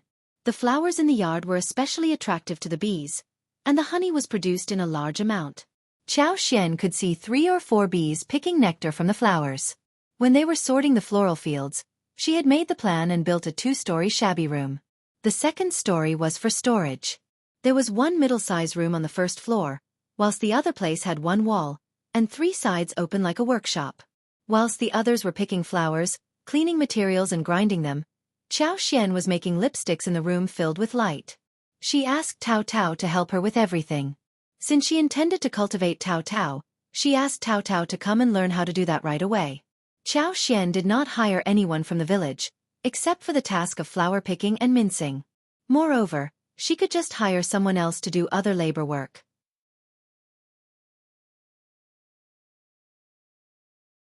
Chapter 173 Yuezheng Xiao's Sneering. But that was something for later, when they had built new houses. The yard at home was not big enough. While Qiao Xian was busy making money, Jianghu and Yuezheng Xiao were getting ready to leave the county. When they were just about to get on the wagon, Strategist Lu hurriedly walked up to them. It was really very accurate timing. Strategist Lu had planned it meticulously. He had been waiting next to their place for a long while, before appearing at the right time. "Young Master Xie, please stay put." Jianghu paused and turned around, looking surprised. "Strategist Lu, it is very kind of you to see us off here." Strategist Lu smiled and said with a friendly tone, "You are the honored guest, it is my duty to do so." He did not dare to say anything more but handed out an appropriate brocade box. "Young Master Xie, this is the Chinese fleece flower root which our officer has found. It is confirmed that this plant is over 200 years old, which is very rare. Our officer says that he should not keep the treasure, and instead you should have it. Maybe it can be put into practical use by you. This way the good things would not be wasted. It is a gift from our officer. Please accept it. Okay, I won't delay your departure. Have a nice trip. Bye for now, young Master Xie." Strategist Lu said all of this with a smooth smile. When he was done, the brocade box was already in the servant's arm. He took a step backwards and turned around, leaving. He did everything really fast. Jianghu was speechless. Everyone present. The servant who was holding the box turned to Jianghu helplessly. "What?" Yuezheng Xiao laughed. He looked at Jianghu and grinned. "Officer Qiao is fun, brother Xie, now you owe him big." Honestly speaking, a Chinese fleece flower root over 200 years was indeed very rare, and Jianghu was taking that for his grandma. County Magistrate Qiao gave it to him so that the family could owe him a favor. Yuezheng Xiao sneered. What a tricky officer Qiao, so shameless and snooty. How did he manage to cultivate a daughter like Mrs. Xiao? Was he blind to have treated the elder Miss Qiao as treasure rather than look at Mrs. Xiao instead? No wonder Mrs. Xiao insisted that they should not reveal her identity. It would not be good. If Officer Qiao learned that it was Mrs. Xiao, who had found the 500 years old Chinese fleece flower root for the Xie family, he would have forced her to ask for the favor for him. What if he learned about the lipsticks business? He would definitely do something worse. Mrs. Xiao was such a pitiful girl. She must have led a very difficult life. Jianghu frowned, thought for a while and said to the servant, "Return the brocade box in the intact state to Officer Qiao personally." Just tell him that I have found the Chinese fleece flower root I needed, and I do not want to take advantage of Officer Qiao. Officer Qiao should keep it for himself. Having given the instructions, Xianxia turned around, went on the wagon and ordered the staff to leave. Yuezheng Xiao was not surprised by what Xianxia did. This young man looked gentle and handsome, almost as if he were weak, but he was the lineal elder grandson of the Xie family, who could never be simple-minded or fragile. He would never allow the Xie family to owe anyone a favor forcibly. No one could suck up to him easily either. Yuezheng Xiao teased him. But a 200-years-old root isn't that bad either. Why not keep it for Officer Qiao's sake?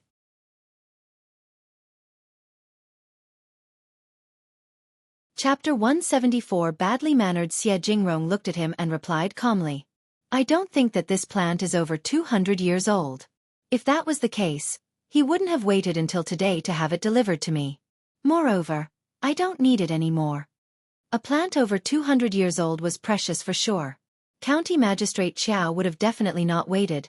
Instead, he would have come to the hotel the moment he found it. He should stay away from this man as far away as possible. He already had one 500-years-old plant with him. What was the point of having another one that was less impactful? Startled, Yuezheng Xiao responded. Really? But, can he really lie to us? The Xie family would definitely hire someone to test the plant. Xianxia immediately countered. So what?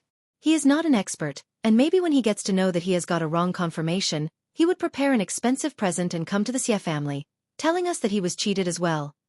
Yuezheng Xiao. How horrible are people in the official field?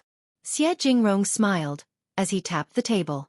That was why he never intended to take any more imperial examination. After he made it to the recommended man level, there was more than one person in the Xie family who could become active in the industry. On the other side, Officer Qiao, who had been waiting, was dumbfounded. Young Master Xie's servant did not smile but showed a very distant look. He rode away the moment he returned the stuff. Officer Qiao felt really humiliated. He lectured strategist Lu with a blackened face, and then turned to Madame Qiao. Madame Qiao was taken aback as well. This can't be possible. How can one turn down a friendly gesture? You offered the present so generously. How could young master have done that? It is so badly mannered. Officer Qiao was annoyed too. Young Master Xie is really ill-mannered. I should have delivered the present personally.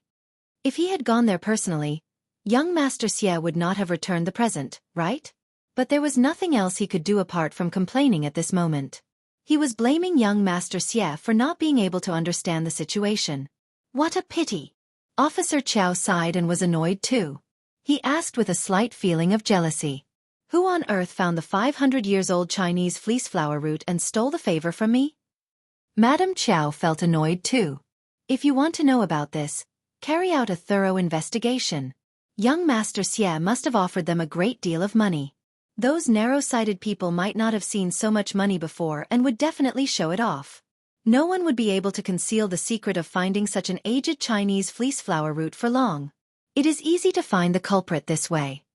Officer Qiao thought for a while and nodded. Yes, I should definitely look into it.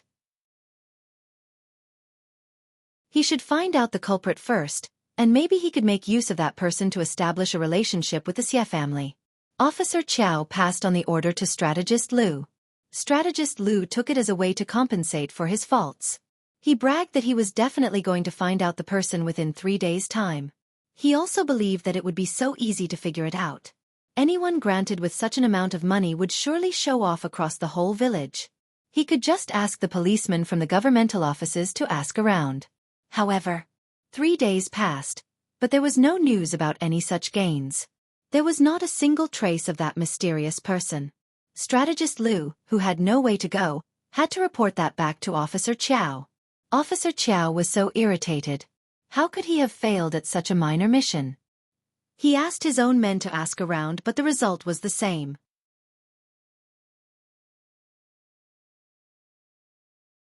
Chapter 175. Mouth Officer Qiao. Who was the person in the county that had such a wide knowledge and consideration? How did that person know that he should keep the matter a secret and make a fortune without making a scene? How horrible that person was! Officer Qiao had a desperate itch to know who that was. At the Xiao family, the first section of the family made the second and third section of the family feel really anxious. They did not dare to come to them to ask for wild animals and other benefits. Even after they learned that Xiaoqi went into the mountains for hunting and Qiao Xian returned from the town. For one thing, Ms. Fang was so unfriendly at the moment, and they would not be able to get anything easily at the moment. For another, what if they irritated Ms. Fang so much that she would not want to help them with some rakes? Then what would they do? So they had to remain calm. Finally, Ms. Fang showed mercy and told them that she was going to help them with the rakes the following day. That made the other sections of the family feel assured. They let out a sigh of relief. When they calmed themselves down, they started to talk vividly. "Oh, eldest sister-in-law, finally you remembered this. Eldest sister-in-law, you are so slow, you have been postponing the spring plow. Ask Dalong, Sanlang and everyone to be there early tomorrow. We need to hurry up. In fact, you should ask more people to help us. Wulong, Qi, Ms. Su and Ms. Qiao should also be there." Ms. Fang's face sank and she sneered. "Just leave from here. Are you telling me what I should do? Can't I suggest something?" Ms. Ma's eyes rolled as she smiled. "Oh, eldest sister-in-law, all of you are helping us with rakes. What other things does Ms. Qiao need to be done? We can do her work and get paid." "Keep dreaming," Ms. Fang snapped. "You always think about the benefits." Ms. Fang finally drove them away. "Useless people, how dare they say something like this?" Qiao Xian heard her grumble and said with a smile, "Mom, I just noticed that second aunt-in-law and third aunt-in-law got so angry about what you just said. You should feel happy about it." Ms. Fang laughed. "True, you are right." The next day, the first section of the family were still busy with their work. Before second uncle and third uncle could ask them what was going on, they were startled to see that Ms. Fang had spent money hiring some family with bulls to do the work for them. "Eldest sister-in-law, that is such a waste of money." People might have thought that they were concerned about the first section of the family spending their money. But Ms. Fang understood exactly what they were thinking. They thought that the money of the first section of the family was theirs, and they were always trying to get money out of them. They were so concerned about spending the money that should have been theirs. "I am wasting my money, so what? The job is getting done, what more do you have to say?" Second uncle opened his mouth. "But your sons are free. I don't want my sons to work for you, so what? Look at the rakes, I have fulfilled my promise, and that is it." Third uncle countered. "If you already had this plan, why not tell us earlier? Yeah, we have all been so worried."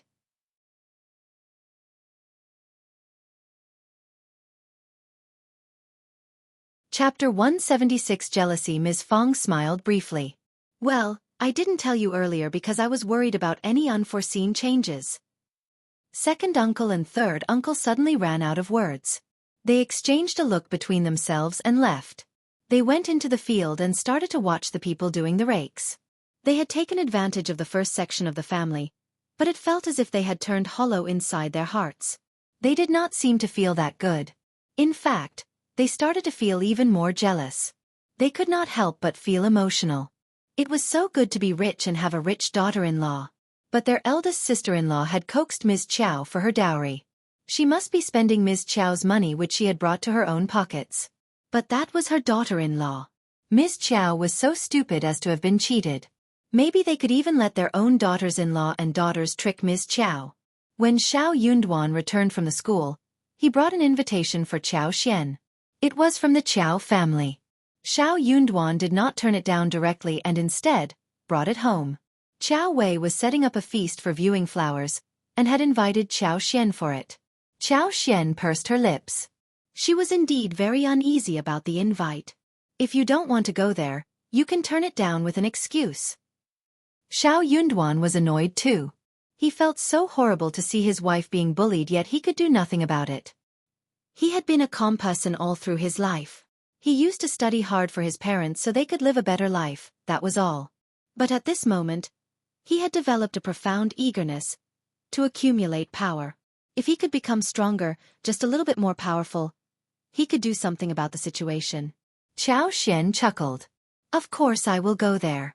She can't kill me, can she? I know what she is like. If I don't go over, she will make a big scene." Xiao Yunduan had predicted that she would react like this, so he added, I will go there with you. I will be waiting for you outside the mansion. Don't stay for too long. Just find an excuse to leave early. Maybe young Master Xie's jade can be of some help. It could definitely be of some help. For someone like him who was going to participate in the imperial examination, he knew clearly what Xie Jingrong's jade could do. But he, without hesitation, let his wife have it. Qiao Xian chuckled and suddenly found that this little person was lovely. She was so lucky to have found him. No, we should not use this jade for such small things. Don't worry. Qiao Wei is arrogant and incapable. I am capable of handling her. If she just wants to take advantage of me verbally, I won't react to it and laugh with her. If she dares to do something physically, I am not afraid of that, either. I am the second miss, which I can use to frighten people every now and then. This girl looked beautiful, confident and generous. Her eyes were sparkling, and she was so clever.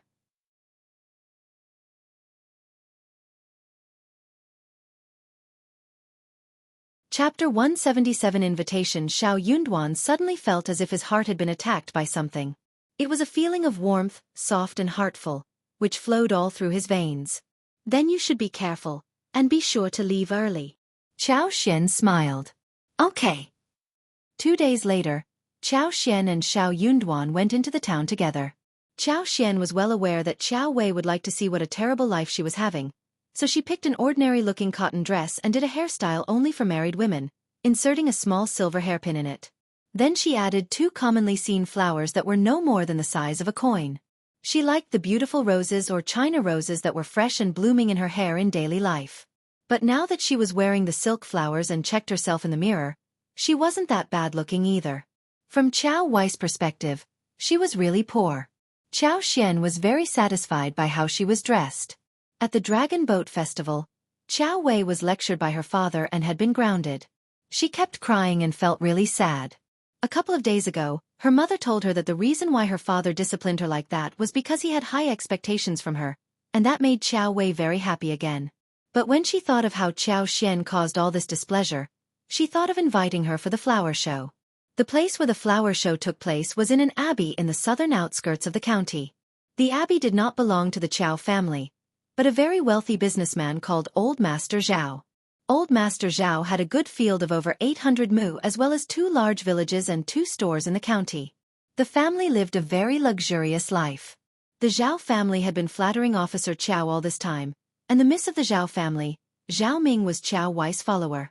Hearing that Qiao Wei was coming to the abbey for the flower show, Xiao Ming was excitedly looking forward to the visit. Apart from these 2 ladies, she had invited some other ladies from noble families. Qiao Wei could not be too straightforward, and had Qiao Ko who would act as her foil. Qiao Ko had been feeling really annoyed by how Qiao Wei and Madame Qiao stopped her from meeting Xie Jingrong. She had even cursed them secretly. But that was all she could do since she had no power. Hence, in front of Madame Qiao, she still behaved like an obedient daughter of a concubine and a flattering follower of Qiao Wei. Qiao Wei and her mother were aware of how concubine Du and her daughter held a grudge towards them, but what could they do about it? A concubine as well as a lowly daughter could not do anything big anyway, right? They were nothing more than slaves. Qiao Ko would always have to obey Qiao Wei's rules and follow her orders no matter what. As for how Qiao Wei wanted to set Qiao Xian up, Qiao Ko became even more active and eager than Qiao Wei herself. She could not do anything about Qiao Wei, but she could definitely do something about Qiao Xian. Whenever she remembered that Qiao Xian was not living a good life, she felt slightly better. Therefore, it could be said that the dog was even worse than its master. Xiao Ming clearly understood what Qiao Ko said and had no opinions against that. She found it fun too. She was even waiting to see how Qiao Xian could be humiliated. Qiao Xian walked up to the abbey of the Xiao family under Xiao Yunduan's worried look. Instead of saying anything, she stuffed the invitation into the gatekeeper's hands. I am County Magistrate Qiao's daughter. Is my sister here? Can I go in? Gatekeeper.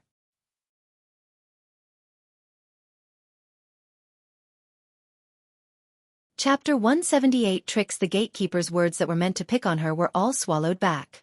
Qiao Xian showed the identity, and despite her ordinary-looking dress, She was still Officer Qiao's daughter, whom the gatekeeper should not mock without reason. Also, second Miss seemed like someone who could not be irritated easily. What if she caught her fault and vented anger on her? Even her own miss would not defend her at that time. Therefore, the gatekeeper made up her mind and let Xiao Xian in. She pointed in a direction and showed a passionate smile. You are second miss, right? Elder Miss Qiao and third miss as well as my miss are all at the pavilion by the lake. Wisteria flowers are blooming. Please, have a look and enjoy. Second Mississippi. What a trick. Xiao Xian immediately understood that there was something tricky in her words. She would not go there now that she had realized that something was wrong. Only stupid people would follow the direction. Xiao Xian said to the gatekeeper, I don't know the road, can you please take me there? But, second miss. Xiao Xian showed a strange smile. No. I am the guest here. Is it so difficult for you to take me there? Or do you think that I don't deserve your help? Of course not. The gatekeeper, who was an ant, had no choice but to lead Xiao Xian to the venue. She was mumbling to herself while walking. Who said that second miss was honest, timid and easily tricked? That person must be lying. The ant did not lead Xiao Xian there directly, fearing that her mistress would blame her for not following the order. She took her on a tour, so she could at least complete her miss order. Xiao Xian soon realized what this ant was doing. But she said nothing. She did not care if she had to walk a little more.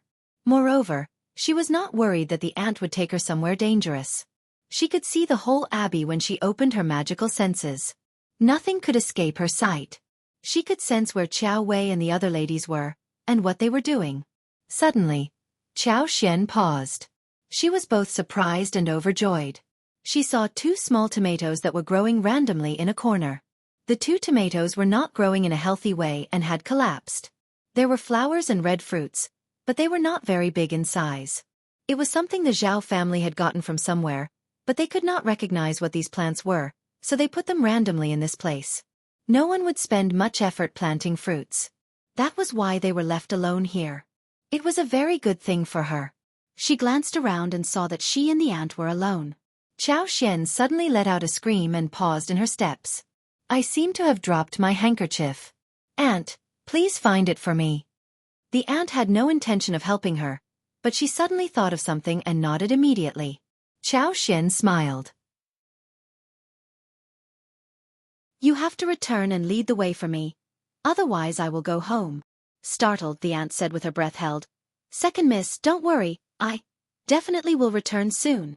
She had intended to leave directly, but if Xiao Xian left because of her absence, her miss would definitely blame her. Second miss was an honest and easily bullied person? That was incorrect.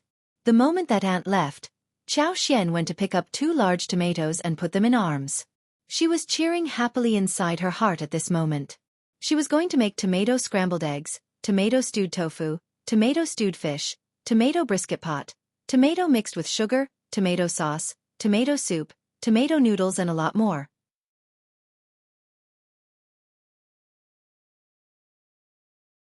Chapter 179. Not an empty trip. Tomatoes were sweet and sour, and went well with any vegetables. They were good for soup. Any dishes added with tomatoes would be really sweet. Xiao Xian had the habit of putting the tomato in while making ribs in the past. It was not an empty trip. She was going to make the seeds grow faster. And she would be eating the fruits in no time. Ant returned soon and said, I didn't find the handkerchief. Have you remembered it wrongly? Xiao Xian smiled. It looks like that. Maybe I didn't drop the handkerchief. I could have come to you, but you are here already. The ant said nothing more. She had no choice but to continue taking her forward.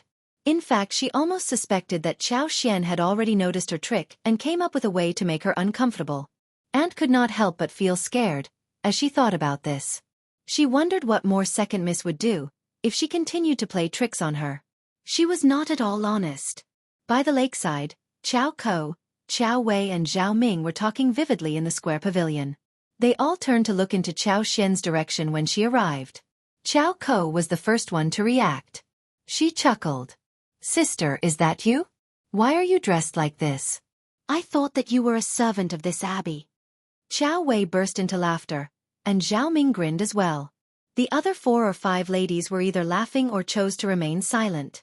Qiao Xian was Officer Qiao's daughter after all, and no one was interested in getting involved in their family competition. They might even bring trouble for their own families if they did something unpleasant. Qiao Xian was speechless. What an ass-licker Qiao Ko was. She was as annoying as Qiao Wei. Qiao Xian smiled embarrassedly. This is what women from the village are like.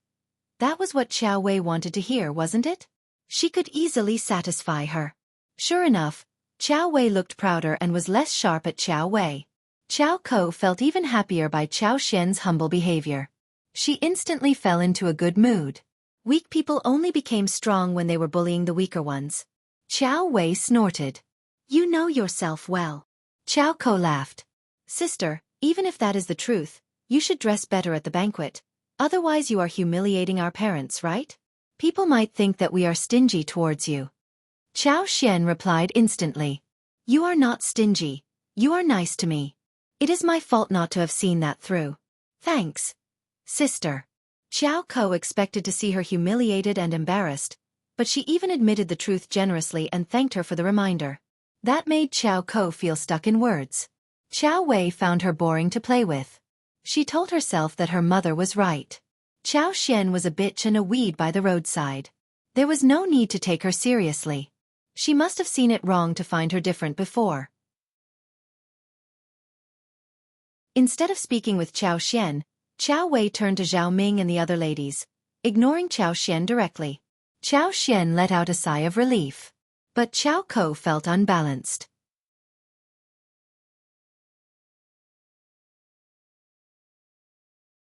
Chapter 180 Fight Qiao Ko, who had been thinking about humiliating Qiao Xian, got so annoyed. Why did Qiao Wei give up tormenting Qiao Xian only after a few minutes? What was she thinking? Qiao Ko tried to come up with some ways to set her up. But Qiao Xian did not get into trouble with her. No matter how horrible her words sounded, Qiao Xian listened without countering, and occasionally, she even behaved as if she were guilty. On the other hand, though Qiao Wei lost interest in speaking with Qiao Xian, when she saw Qiao Ko bullying Qiao Xian, she became interested again. She wished that the two concubine daughters could fight each other. However, Qiao Xian was too timid to cause any trouble, which made her lose interest. Of course, she would not want to get involved. But the sisters of the Fang family did not like it. They helped Qiao Xian out by engaging in a conversation with Qiao Xian and eased her embarrassment. Jealous and angry, Qiao Ko did not like it when someone helped Qiao Xian out. What was the point of helping her? She was just a countryside woman. She rolled her eyes and screamed. Oh no! Sister, I just lost my jade in the water. Can you help scoop it out? Thanks very much. They were all taken aback. The Fang family sisters exchanged a look between themselves, and felt helpless. The third miss of the Qiao family was being so unreasonable. She could have asked a servant to fish it out rather than let second miss get it. Qiao Wei smiled and said nothing. Qiao Ko became more arrogant as she snapped. Sister, you won't turn me down for such a small thing, right? Of course not. Qiao Xian smiled and said to the maid, Please give me a thin bamboo pole or a wooden stick. Qiao Ko asked immediately. Why a bamboo pole? Why don't you just go down into the water? Qiao Xian answered shyly. Just let me try, okay, sister? Qiao Ko was stuck speechless. She glared at Qiao Xian and snorted. What could she say? She could not come up with a counter to that immediately. She was not stupid. If she disapproved of her suggestion, it would be visible to everyone that she was just setting her sister up. It was not a glorious action and she needed to save her face. She had already noticed people looking at her weirdly. Qiao Ko was pretending to be calm, yet she was feeling humiliated and angry inside her heart. Qiao Xian looked as if she were very honest, but she was a tricky one. The bamboo pole was finally handed over. Qiao Ko's jade was in the water grass close to the bank. With her superpower, Qiao Xian could see the spot clearly.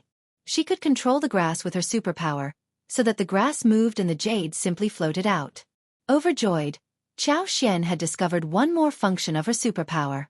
She had not thought about this, and decided to make use of it properly in the future. Excited, Qiao Xian decided to explore the function further. She was going to develop it well. If she could use the superpower to control some plants, she could even protect herself. Won't she be totally invulnerable then? In front of everyone, Qiao Xian used the bamboo pole to take hold of one grass blade so the grass was tangled with Qiao Kou's jade.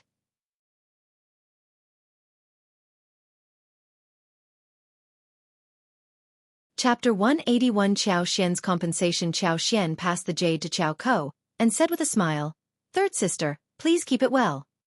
Qiao Kou's face sank, as she took it from her with clenched teeth, forcing a smile out of her lips. "Thanks, sister." "No worries." Qiao Wei pursed her lips, thinking that she was such a useless person who could not even give her sister a hard time. Qiao Kou's obvious behavior made people feel very uncomfortable, so someone suggested that they should take a walk in the yard. The idea was supported by many people, and everyone headed towards the garden with Qiao Wei. Qiao Kou glared at Qiao Xian, but the very next second, she smiled and went after Qiao Wei instead, showing a flattering expression. Qiao Xian could not help but sigh. This sister of hers was as thick-cheeked as Ms. Niu and Ms. Ma. No wonder the original host did not have a good time at the Qiao family. Her lineal sister was so arrogant and her second sister was worse. Both of them had their own mothers as the support, but she had nothing. What could she have done? Qiao Xian raised her eyebrows and started to look around extensively. Everyone was watching the flower show, and headed forward without noticing the 2-finger-thick vines stretching out, which tripped Qiao Kou over. Oh! Qiao Kou became annoyed but was worried that Qiao Wei would be displeased, so she kept flattering Qiao Wei and showed no awareness of the vines. That's how she tripped over together with Qiao Wei.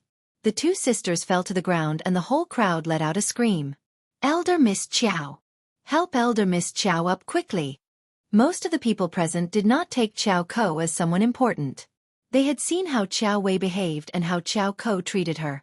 They all thought of Qiao Kou as someone useless. Even though she fell hard, no one cared about her. But Qiao Wei fell, which was a troublesome matter. Qiao Wei was in so much pain that she turned pale. She could not regain her breath until a while later. She was snorting inwardly with hands over her knees, as she was helped up by the crowd. The maid lifted the dress and everyone gasped. There was a purple patch on Qiao Wei's knees, which was bleeding against her fair skin. It was a very shocking scene. "Bring the doctor over quickly." Zhao Ming's face crumpled as she turned to her maid and instructed. She was making complaints inside her heart. Elder Miss Qiao was hurt in her garden, and that would make her look like an irresponsible host. Elder Miss Qiao better not get mad at her. Qiao Kou was even more anxious than her. She almost wanted to kill herself. She felt like collapsing into a faint. How did this happen?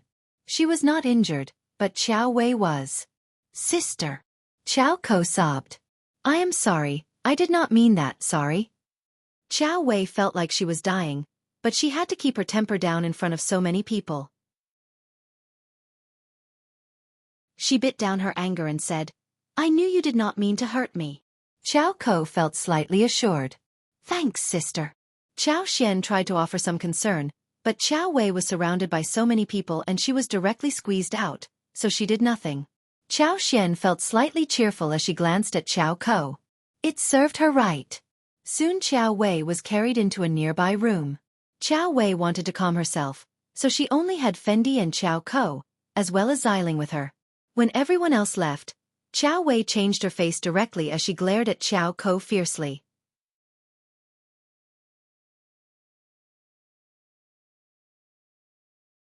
Chapter 182 Lecture. Qiao Kou shivered as she said in a trembling voice, "Sister? You bitch!" Qiao Wei glared at her and almost burst out in anger. She had the intention of ripping her off. "Kneel down." Qiao Kou fell on the ground without any hesitation. "Sister, your eyes are useless if they can't even see the road." Qiao Wei cursed with her teeth clenched. She said to Fendi, "What are you looking at? Discipline her." She was suffering from so much pain and she could not tolerate the idea of having been tripped over in public. Pale, Qiao Kou begged for mercy in a small voice.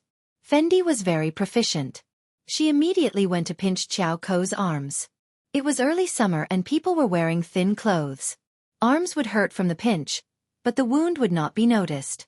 They were guests in someone else's home, and should not slap them on the face. It would be seen. Qiao Kou's head almost exploded. She, out of compulsion, could not dodge it. The tears were gathered in her eyes, but she could not cry out. She begged and said, Sister, please forgive me. Qiao Wei's anger was vented as she said coldly, You bitch, just wait until we get home. I will teach you a proper lesson then. Qiao Ko sobbed. It is my fault, I have hurt you, sister. I will definitely beg for forgiveness from mother. Please don't be mad at me. Qiao Wei snorted and stopped glaring at her. What a bitch. She was not even worth the attention. Seeing her on her knees, wiping the tears, she was still really mad at her. Qiao Ko gritted her teeth and reminded herself that she could not offend Qiao Wei, so she had to keep the hatred inside her heart. She hated Qiao Xian fiercely at this moment. She was humiliated in front of Qiao Xian. She had wanted to embarrass Qiao Xian but got humiliated herself. Qiao Ko felt increasingly annoyed. Sister, it is Qiao Xian who pushed me so I bumped into you. Qiao Wei threw a cold look at her. Qiao Wei knew clearly that Qiao Xian was not next to her, and Qiao Xian never did anything to her, when Zhao Ming and the crowd were next to them. But she did not counter Qiao Ko. She did not have the intention of defending Qiao Xian. Seeing that her sister seemed to have accepted her words, Qiao Ko brought herself up and started to narrate the incident as if she were telling the truth. Sister, Qiao Xian is the real bitch. You must have noticed that. She is getting so sneaky these days. She looks as if she were down to earth, but honestly, sister, she has never had a bad day. Everyone is also saying that you are bullying her. She is just playing dumb to make herself seem innocent. Now she is married and living far away. That's why she is getting bold. She just takes advantage of the situation and is giving us a bad time. What if she does something horrible behind your back, then? Moved, Qiao Wei started to think over her words and felt weird. However, Qiao Xian looked absolutely humble, but she never had a hard time. She even made herself forget about humiliating her. It all seemed so strange.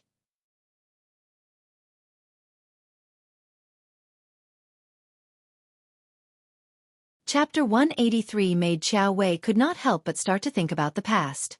She suddenly felt that she never had any impression of Qiao Xian at all. She was just a silent person who never drew anyone's attention.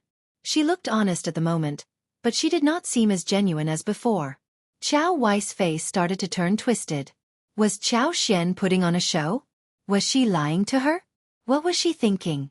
Qiao Ko was observing Qiao Wei, who apparently had taken her own words seriously. She could not help but chuckle inside her heart. She was trying to make Qiao Xian get sullied with all kinds of filth. Soon, Zhao Ming was knocking outside, whispering that the doctor was here. Qiao Wei threw a look at Qiao Ko. Get up. Thank you, sister. Qiao Ko answered and got up carefully with the help of the maid's hand. Qiao Wei had just skinned her knees, and the extreme pain had already passed. The doctor gave the medicine and went away. Qiao Wei was not in a mood for any more fun. Her limping leg could not take her anywhere. She even wanted to leave without eating lunch. Zhao Ming could not keep her but walked her out personally. When she left, the others did not remain there any longer and bid farewell. Qiao Xian let out a sigh of relief that she was finally going to leave. But Qiao Wei said to her, You don't come to the town often, so come back home with me and greet our mother. Qiao Xian agreed obediently and glanced at Qiao Ko. She could see how proud Qiao Ko looked. At this moment, Qiao Xian withdrew her gaze and understood that she must have played some tricks in the middle. Qiao Xian hated Qiao Ko deeply. She was like a fly who kept disgusting people. Sometimes she just did not understand what benefit would Qiao Ko get after picking on her. It was never easy to understand what these rubbish people were thinking. Qiao Xian followed Qiao Wei and Qiao Ko to the wagon and headed towards the town. Qiao Ko kept mocking her on the way there. But Qiao Xian did not counter her and stayed silent. She was going to see what Qiao Ko would get after sucking up to Qiao Wei.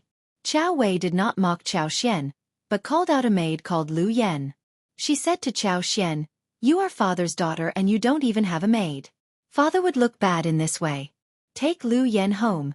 She will be your maid from today onwards. Qiao Wei never mentioned anything about the maid's contract, because Lu Yan's contract was in Qiao Wei's hands. Qiao Xian was startled and she panicked. I don't think it would work. We are just a countryside family. Just take her. Qiao Wei looked impatient as she said coldly, You don't even want to accept my gift? No. Thanks, sister. Qiao Xian accepted Lu Yan reluctantly, but Lu Yan wasn't at all happy. She clearly knew that the countryside wasn't a good place to live in, and she didn't know when she would return to the town. She did not even look at Xiao Xian, but kowtowed to Qiao Wei politely. She looked extremely unhappy.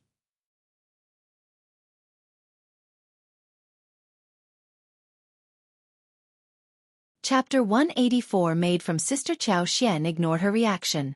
Soon Xiao Xian waved them goodbye and left with Lu Yan. The moment she left, Madame Qiao turned angry seeing Qiao Wei's wounds on her knees. Before Qiao Ko could beg for forgiveness, she scolded her and grounded her for 10 days and asked her to copy 10 scrolls of Buddha scripts. Angry inside her heart, Qiao Ko looked pitiful and helpless. She had tears in her eyes but did not dare to utter another word. Xiao Xian left with Lu Yan and met up with Xiao Yunduan. Xiao Yunduan let out a sigh of relief seeing her coming back safe and sound. But he was surprised to see Lu Yan there. He turned to Xiao Xian with a look of inquiry. Xiao Xian winked at her and said pretentiously in a weak voice, "This is Lu Yan, a maid given by my sister." Lu Yan could not help but purse her lips, snorting and rolling her eyes at Xiao Yunduan. Maid? They were just poor people. How did they call her a maid? Also, her elder miss did not give her to them. She was asked to spy on them. Her contract was in her elder miss' hands, who said that when she was done with her task, she would be brought back home again. Did this couple really think that they were someone of importance? Did they think that she was going to serve them for a long time? They were just dreaming. Xiao Yunduan frowned slightly. He understood what elder Miss Qiao wanted to do. Madame Qiao must have been involved in it too. Xiao Yunduan did not show any reaction when they were in town. He nodded gently. "I got it. Then let's go home." He was totally relieved to see Xiao Xian safe and sound. "Yes, let's go." Xiao Xian nodded and felt a bit gloomy. She could do something about Lu Yan, but she was not going to do that right away. They had no choice but to return empty-handed, instead of buying some meat and snacks for home. What bad luck for them. The roasted chicken they bought the other day was used to save the man on the road. She had intended to buy another one today. The roasted chicken looked crispy on the surface and it must be delicious. They rented the bullock cart for their transportation. The rakes were almost done and they did not need to spend money on rakes anymore. So they had the bullock cart with them. The rent was twice as high as on regular days. Xiao Yunduan was driving the cart while Xiao Xian took the back seat. But Lu Yan did not like it. She did not even help Xiao Xian get onto the cart, and even if she saw Xiao Xian getting on the cart, she refused to do anything. Xiao Xian sneered inwardly. What was this maid thinking? She had her life at the mercy of someone else. What rights did she have to showcase her sense of superiority in front of a free woman like her? How ridiculous! But she did not bother to engage with a stupid woman like that. Instead, she said gently with a smile, "The cart is a bit shabby. It is okay if you aren't used to it. You will be able to catch up with us. We won't run too fast, so you can walk along." Lu Yan was startled. So, she was either taking the cart or walking. Xiao Xian was not going to hire the wagon for her. She did not have money. Lu Yan felt that Xiao Xian was actually stabbing her right in the face, and she could not see what was going on. However, she was not going to walk it. She was going to travel far into the mountains, and she needed to keep her legs for such an unknowingly long trip.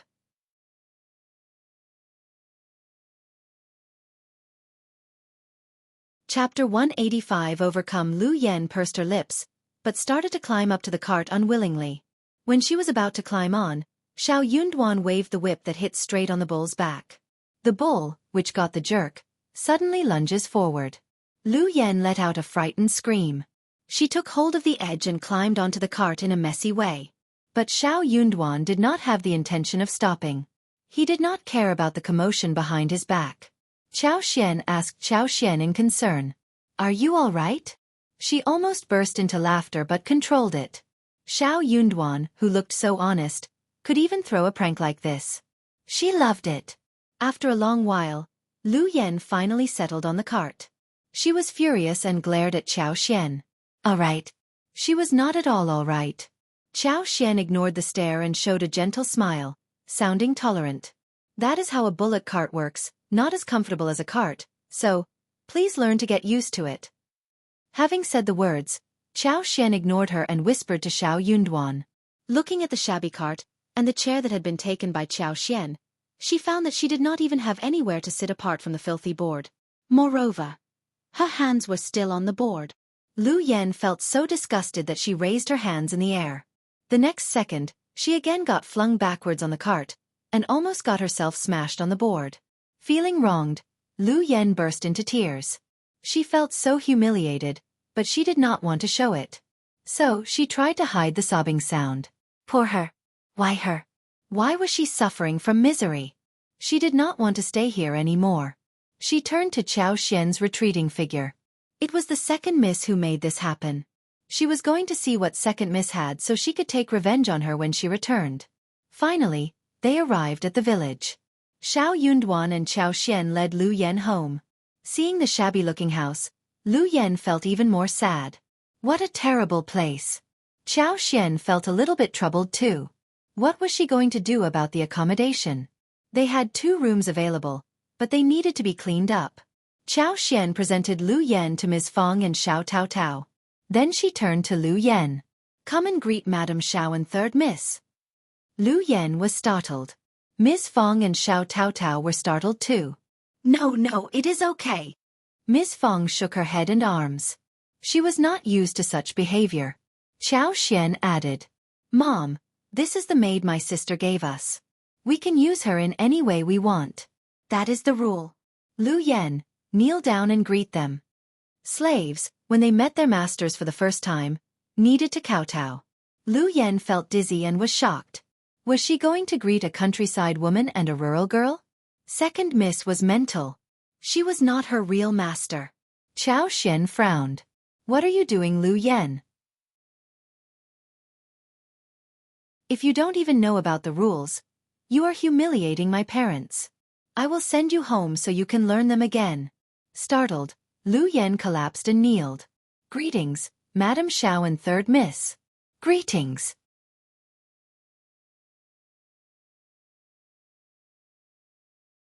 Chapter 186 Habit. Seeing that Qiao Xian could make her kneel down so smoothly, Lu Yan could not help but feel irritated. But it was already too late. She was a maid after all, and she was used to kneeling down. So she did it almost subconsciously. Xiao Tao Tao got so frightened that she retreated backwards, and turned to look at Qiao Xian nervously. Ms. Fang was startled as well. Well, get up now.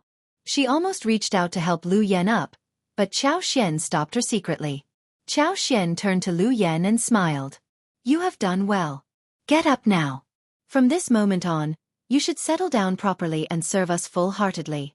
Just do what you are supposed to do. Do not say anything that should not be said, or do anything that should not be done. In this way you can live a good life.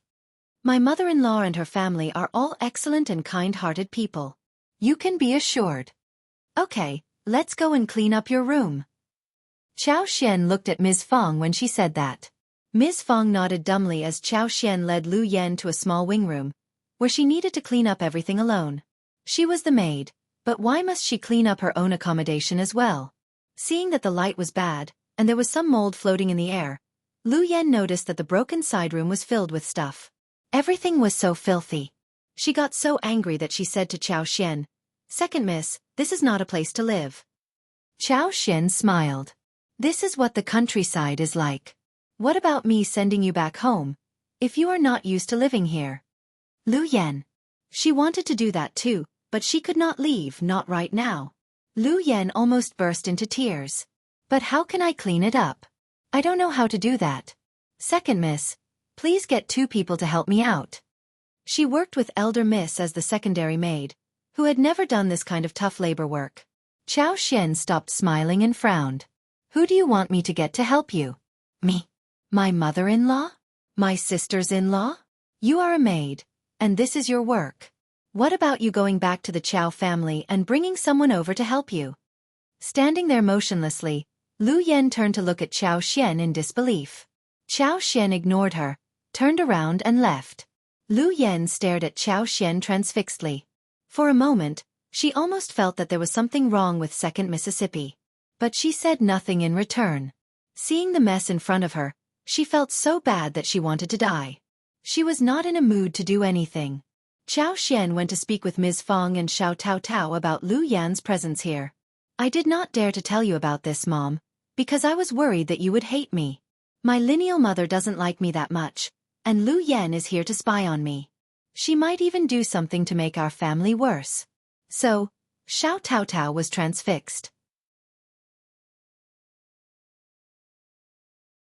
She always believed that fifth sister-in-law must have lived a good life at her mother's home, where she never needed to worry about anything. But it seemed that her fifth sister-in-law had not been in a good position earlier. The kind-hearted girl felt so sorry for fifth sister-in-law.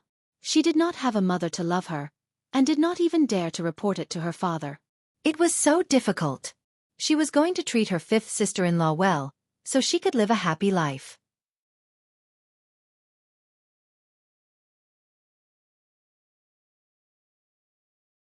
Chapter 187 Ideas. Ms. Fang was dumbfounded. She felt very sorry when she heard her daughter-in-law. She soon realized what was going on. No wonder she had felt that something was wrong right at the beginning. The Qiao family did not seem to be very passionate about marrying their daughter. She had thought it was because they never thought the Xiao family were a good match for their girl, but she never expected that it was because their daughter was not considered as someone important. Her daughter-in-law did not even bring a maid with her. She should have noticed that before. Good girl, don't be silly. I will never blame you. I will cherish you for the rest of my life. This maid is not here to serve you full-heartedly. Now that I understand that, I will not allow her to do anything bad against us.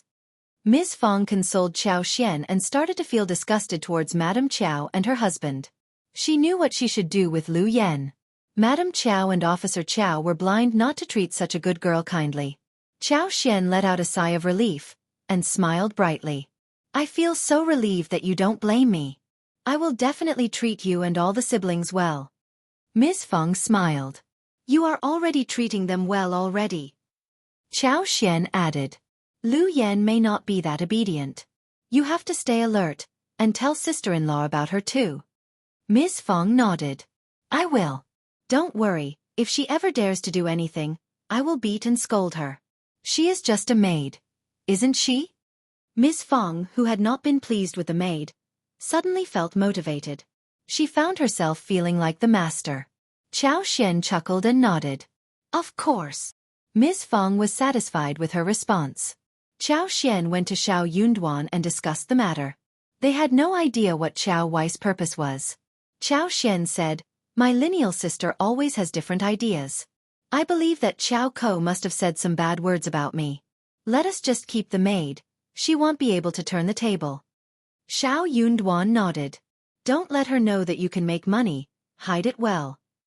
Qiao Xian burst into laughter, feeling warm inside her heart. I will. She suddenly added. She should never get close to our room or touch your books, or disturb your studies. Xiao Yunduan nodded seriously.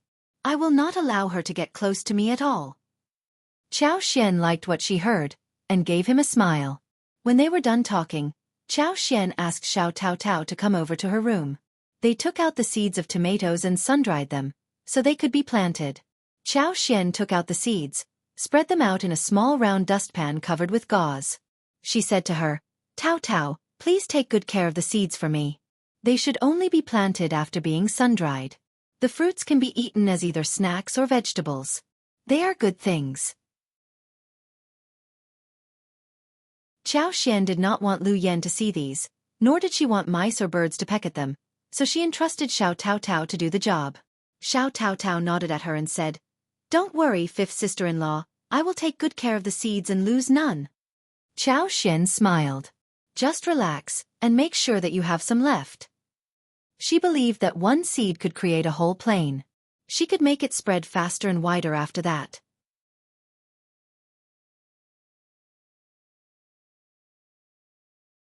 Chapter 188. Feeling good, the two of them talked and then went up to the yard for a walk. There were many loquats, plums, mulberries, and bayberries in the garden, which looked very attractive as they were hanging on the branches. The two of them held a few in each basket. They washed and sun-dried them, so that the whole family could eat it. Wild lemons had grown quite a bit, so had peaches, as well as dates, persimmons, pears, grapes, and figs.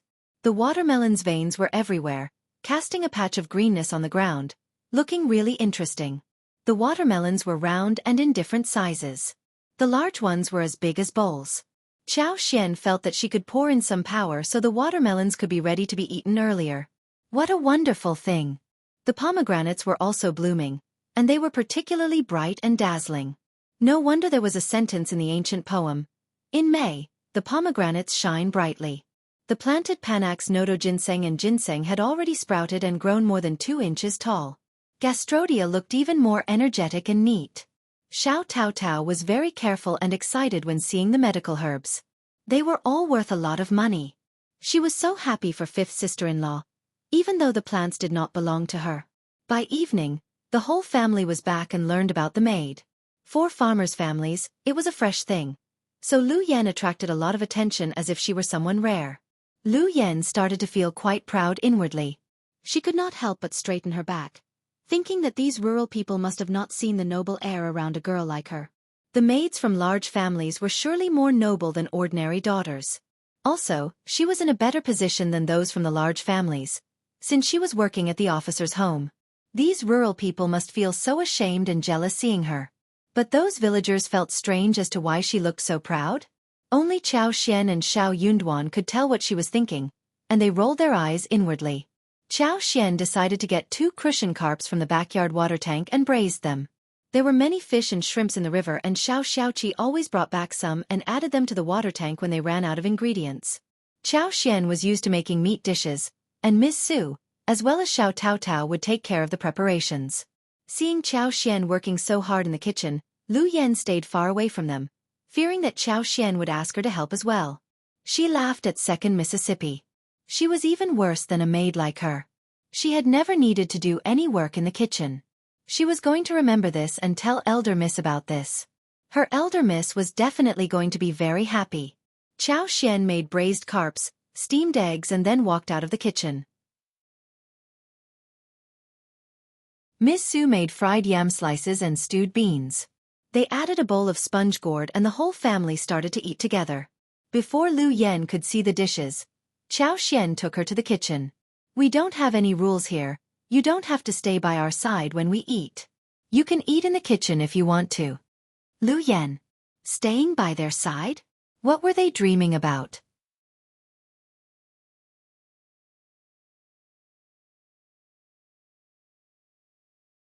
Chapter 189. Too lazy. Thinking that the rural people did not live in a luxurious state, Lu Yan refused to eat with them on the same table.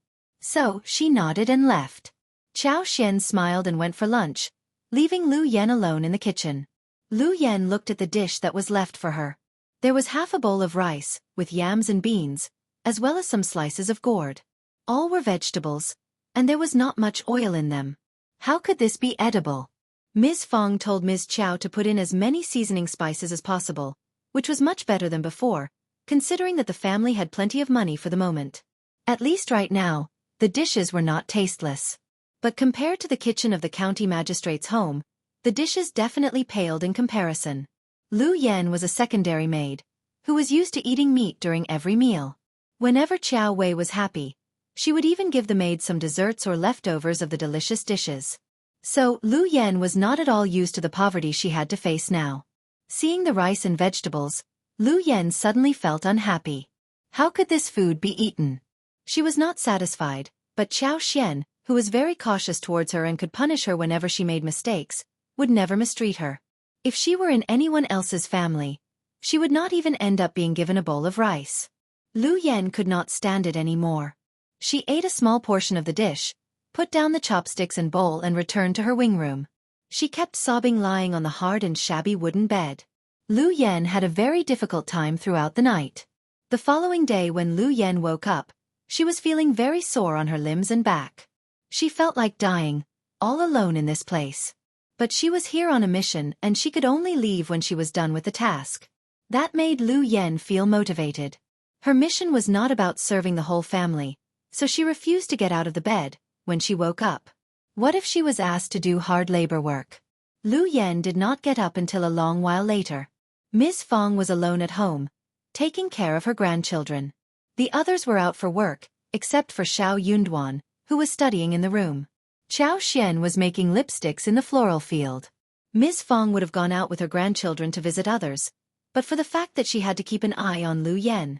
She glanced at Lu Yan's room, feeling very displeased. How could a maid be so lazy? She should have been sold away. Lu Yan combed her hair, washed her face and found 2 steamed buns for breakfast. She ate them up in silence. The steamed buns were cold and stiff. For Lu Yan they were like wax. Lu Yan was greedy for the steamed buns with meat and ground meat porridge. She desperately wanted to go back to where she came from. Lu Yan gave herself a pep talk and then went up to Ms. Fang. "Greetings, Madam Xiao," she came to Ms. Fang and said with a flattering smile. "Young master grandson and lady granddaughter are so good-looking. They must have a great fortune in the future." Xiao Junyan and Xiao Qing were eating loquats and plums, seated on the chairs next to Ms. Fang. The bright yellow loquats and dark red plums were big and plump, and the juice flowed across the lips when they took a bite. The flesh was thick and tender, and the fruit was full of flavor. The 2 children ate everything with relish and had satisfied smiling faces. It looked delicious at first sight. Lu Yan could not help but feel like eating the fruit as well. She gulped down the saliva and reached out for the basket.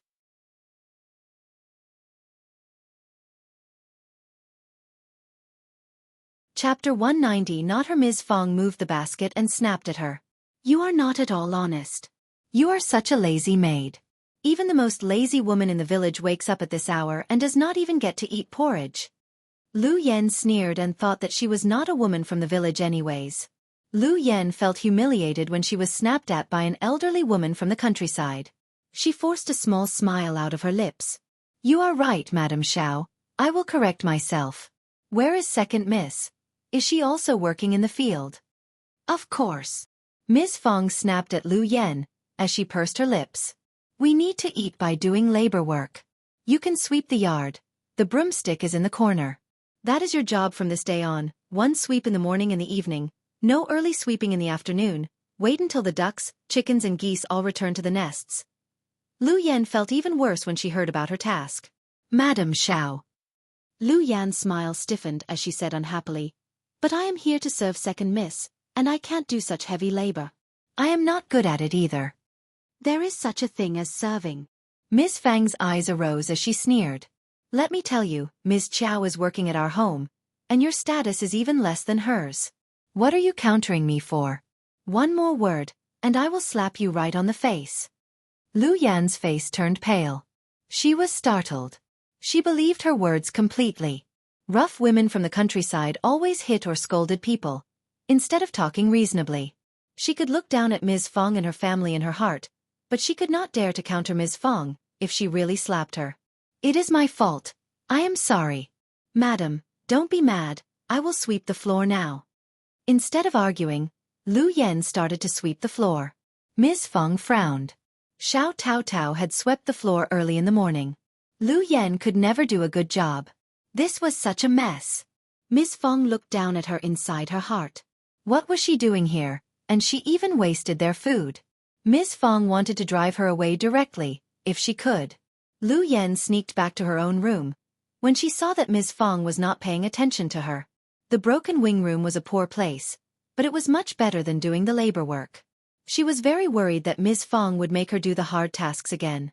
Lu Yan kept herself hidden from everyone. Qiao Xian as well as the rest of the family did not care, because they never expected her to do anything in the first place. Qiao Xian even was worried that Lu Yan would seduce Xiao Yunduan, but it seemed that Lu Yan was avoiding the brothers of the Xiao family, fearing that she would be too attached. That made Qiao Xian feel quite assured. Lu Yan did not dare to irritate Ms. Fang, so she tried to get close to Ms. Su and Xiao Tao Tao, hoping to get some news about Qiao Xian from them. But Ms. Fang had told Ms. Su and Xiao Tao Tao not to say anything, so her attempts failed.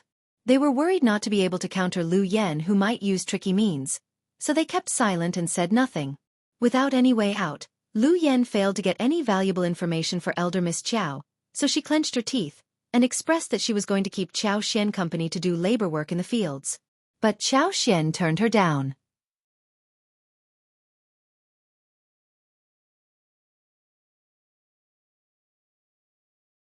Chapter 191 Different Identities. She was never going to let her know about the existence of her floral fields. Qiao Xian's rejection caused suspicion in Lu Yan's eyes. She tried to stalk Qiao Xian, but was discovered by Xiao Xiaoqi. Qiao Xian lectured her and asked Xiao Tao Tao to take her to Ms. Fang. Lu Yan tried to sneak into Xiao Yunduan and Qiao Xian's room when Xiao Yunduan was at the college for studies, trying to find something there. But Ms. Fang got to know and found her when she was going through the wardrobe. Ms. Fang snapped at her angrily. Knowing that she was not in a good position, Lu Yan apologized and did not dare to counter her. Knowing what happened, Qiao Xian angrily slapped Lu Yan right on the face, pointing at her and cursing. "Who do you think you are? How dare you rummage through my room? If you ever do that again, I am going to chop your hands and ruin your face. Let's see if my good mother is going to defend you then." Qiao Xian did not care if Lu Yan was idling around. But she could not stand it when she dared into her room. Lu Yan should never be allowed to find anything in her room. Slapping her was the least punishment she could give to her. Lu Yan felt her face flush badly. She was so shocked that she even forgot to scream and stared at Qiao Xian in surprise. Did Second Miss just slap her? How could Second Miss be so ferocious? Did she really actually hit her? She was the timid and honest Second Miss. She was supposed to be weak. Lu Yan felt as if she were dreaming. Lu Yan believed that Qiao Xian was a timid person who could be bullied easily, and that was why Lu Yan sneaked into Qiao Xian's room. Any servant would be punished heavily if such a thing happened in a family. Servants might even die if their masters had a bad temper. Heard what I just said? What? Lu Yan brought herself back and felt pain arising on her cheek. Second Miss seemed so intimidating at that moment. She could not help but shiver as she replied. "Yes, I did." "Then bear my words in your mind." Qiao Xian sneered. "Don't you ever forget whose hands you are in. I am not out for your blood, but don't think that I am someone easily bullied. If I am going to punish you, your contract will become mine too. I can ruin you, and your master will not be able to do anything about it, understand?" Lu Yan turned pale and showed horror and fright. If Second Miss ruined her, Elder Miss would definitely not help her, but blame her for not being able to complete the mission well. She would kick her away instead of caring about her. Elder Miss might blame Second Miss as well, but what more could she do? Second Miss was also Officer Qiao's daughter. Lu Yan suddenly realized who she really was. She was just a maid, and Second Miss was the master. They had a huge difference in their identities. If Second Miss ignored her, then things would be fine, but if she wanted to do anything to her, she would be helpless against the attack. "Go into the wing room. No food for you today," Qiao Xian said coldly. Without uttering any sound, Lu Yan rushed away. Back in the wing room, Lu Yan collapsed onto the hard wooden bed, and her heart throbbed heavily.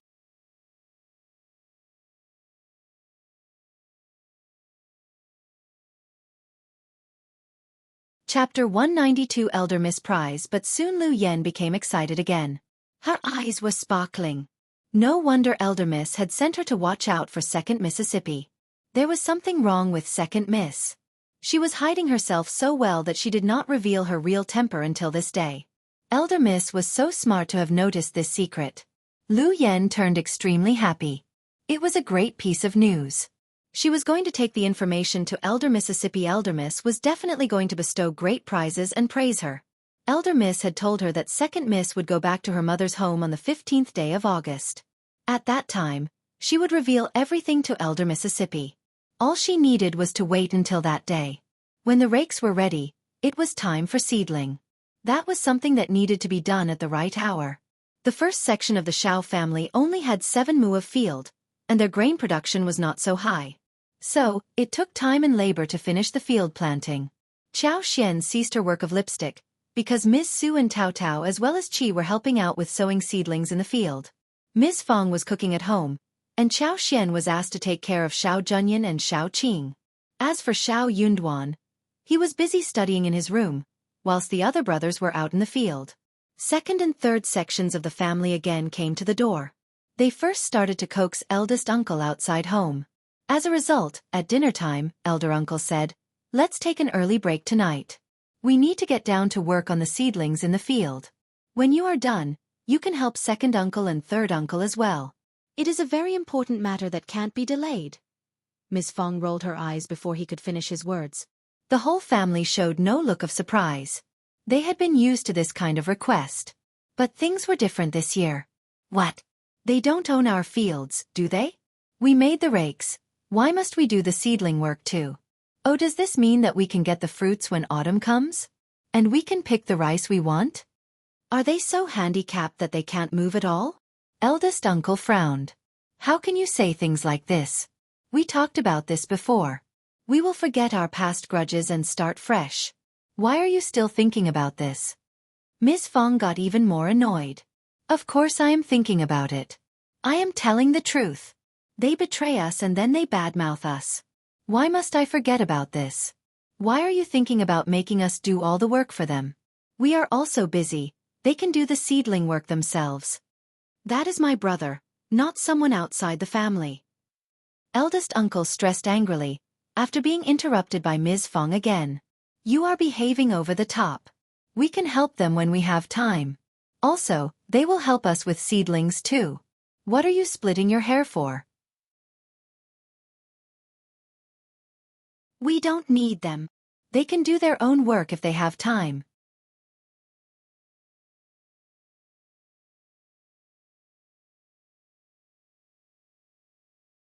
Chapter 193. Clear in mind. Eldest uncle glared. You are not working in the field, so you have no rights to make a decision. Miss Fang looked at her sons. Do you need second and third uncle for help? Xiao Dalong was too honest to make an expression. He scratched his head and did not dare to utter a sound. Miss Su did the same thing too.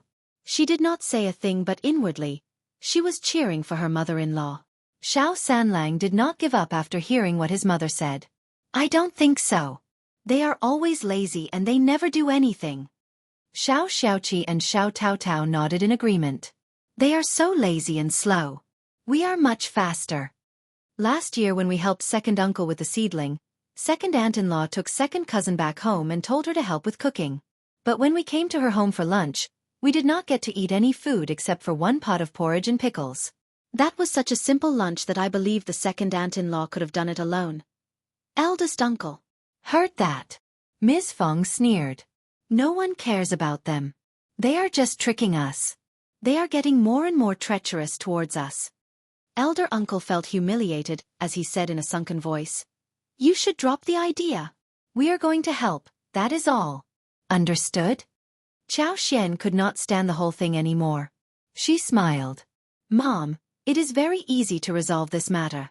We can help them the way they help us, that is fairness, right? The whole family immediately got clarity in their minds. Xiao Yunduan could not help but glance at Qiao Xian, smiling. He had come up with the idea before, but he could not say it out loud. He was the son, who should not humiliate his father publicly. It was better for his wife to say so. That is true. Xiao Sanlang struck his leg, eyes sparkling. This is a great idea. You are so smart, fifth sister-in-law. Eldest uncle shivered. Shut up, Ms. Qiao. What kind of idea is it? Seedling is an important thing. We have to take it seriously. Miss Fang was very displeased. She sneered. What are you shouting at my daughter-in-law for? We are being totally fair, not messing around. Seedling is a very important thing, so you can ask your brothers to pay attention to their own business. It should not be delayed, right? Why didn't you blame them for being lazy? Isn't seedling important for them? If you like them so much, you can help them yourself. Qiao Xian said, after the seedling process is over, we are going to host the wedding for the third sister-in-law, and we are totally occupied. I need to hire elder brother and elder sister-in-law to help with preparations. She really did not have time to help the other sections of the family with anything. Qiao Xian was not yet done with lipsticks. She needed to continue with her work. Yuezheng Xiao had told her that she should make as many as possible, and he was going to buy them all.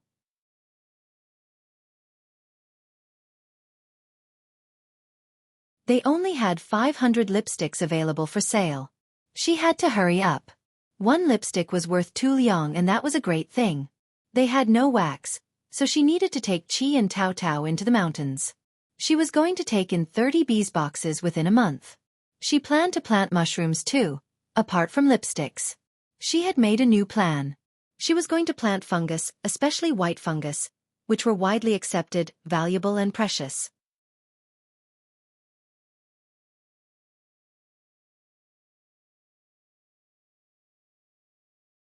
Chapter 194 Not others. In addition, she could plant some straw mushrooms, enoki mushrooms, oyster mushrooms, and poplar mushrooms, which would be delicious to be eaten. She did not trust anyone else, but her family. Ms. Su did not dare to counter her father-in-law while facing something else. But Xiao was talking about the business that helped Ms. Su to earn money, so she had to say something. Working for Xiao helped her earn money, and that made Ms. Su feel really pleased. She often counted the money she had saved in the room, laughing like a silly woman. She was saving it all for her own future. So when Xiao offered some more work, while her father-in-law intended to get them to help the other sections of the family, she felt really annoyed. As a result, Ms. Su said boldly, "True. Dad, we can't delay what fifth sister-in-law needs us to do, right? We must help our own family first." Ms. Fang looked at Ms. Su. "You are right. We should understand who is closer, and who is further away from us." Furious, eldest uncle finally snapped. "You are all trying to irritate me. All right then, you all can stay put. I will go over myself." Having said the words, eldest uncle walked away, angrily. Ms. Fang sneered. "All right, just leave my sons alone. Don't you forget to stay for lunch there." Eldest uncle wanted to ignore what she said, but caught all of it. He got so annoyed that he almost tripped over. Xiao bit her lips hard, trying not to laugh. Xiao Dalong panicked. "Mom, will this work? Will Dad get mad?" Xiao was laughing inwardly. This elder brother was way too down to earth. Of course her father-in-law was angry. He got so angry that he almost collapsed. "Just leave him alone." Ms. Fang sneered. "He asked for it. You should all listen carefully to me. Never join him and help them." Xiao Sanlang and the others nodded happily. "I want never." Although they felt a bit unsure about their father being angry, it was such a wonderful feeling, wasn't it? Xiao Dalong intended to say something more, when Ms. Su tugged his sleeves, so he said nothing else. His wife was smarter than him, so when his wife made the suggestion, he closed his mouth no matter how confused he was. Unless it dealt with principles and bottom lines. The following day, Xiao Dalong and Ms. Su went to work in their own fields. Ms. Fang was busy with housework, whilst Xiao kept the two children company and fed the ducks and roosters. Roosters only needed to walk in the yard, where they would get happy and return on their own at night. Ducks and geese had grown very big as well. After they were fed, they were driven out of the home, and they returned in the evening after spending the whole day in the river. Xiao was not very sure about the animals, so she followed the ducks and geese in the river and brought the two children along.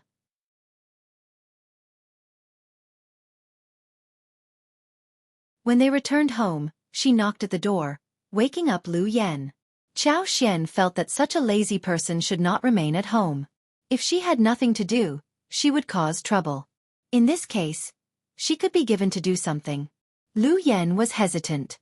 Apparently, she did not care about Xiao when she was not really in contradiction with her.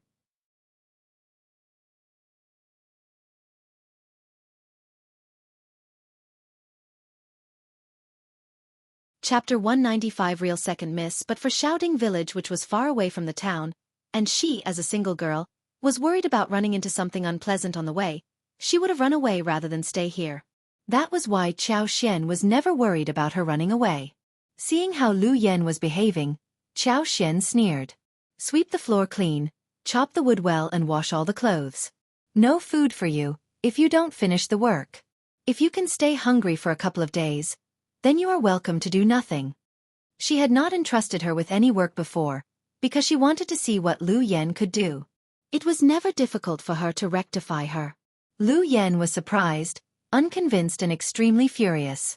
She was certain that the second miss had changed. She was different from before. Or the second miss had always been pretending in the past. Second miss at this moment was the authentic one. Lu Yan had never respected Xiao. So when she was threatened, she was not very happy. She threatened back in a soft tone. "Second miss, don't forget that Elder Miss has told me to bring you back for the gift presentation on Mid-Autumn Day. I am a person given by elder miss and madam to you. I can only serve you with some tea. You should remember who is behind me. Second miss, you are humiliating me constantly, that is not good, right? Qiao Xian smiled. You are wrong. What do you mean by who is behind you? Should I explain my actions to you? Do you think that just because your contract is not in my hands, I can do nothing about you? Mid-autumn day is still not here yet. Do you think that I will be afraid of your report to them? Just wait and see what happens if you disobey me, okay? Lu Yan's face changed slightly, as she stood motionlessly.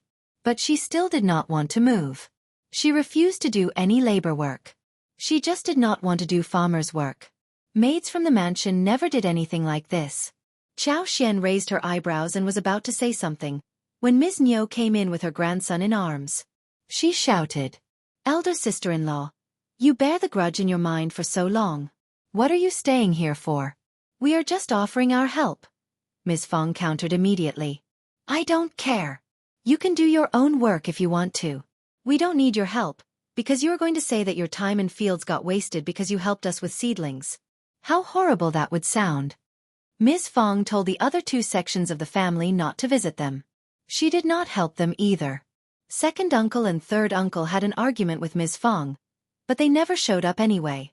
They believed that they were kind-hearted, but they were turned down early in the morning. Even good-tempered people would not feel pleased after a while. Ms. Niu came to the door directly, when she became frustrated. Now she got even more furious, when she was countered by Ms. Fang. She became anxious and panicked. Actually, she was upset about having to do everything alone. She had been waiting for the first section of the family to help as always done in the past. She could not stand losing the easy help, which used to be available to her every time in the past. She was a greedy person and felt that she had been put into a disadvantageous situation. Ms. Fang was so disgusting, she thought. Ms. Niu glared at Qiao Xian. She felt that it was all Qiao Xian's fault.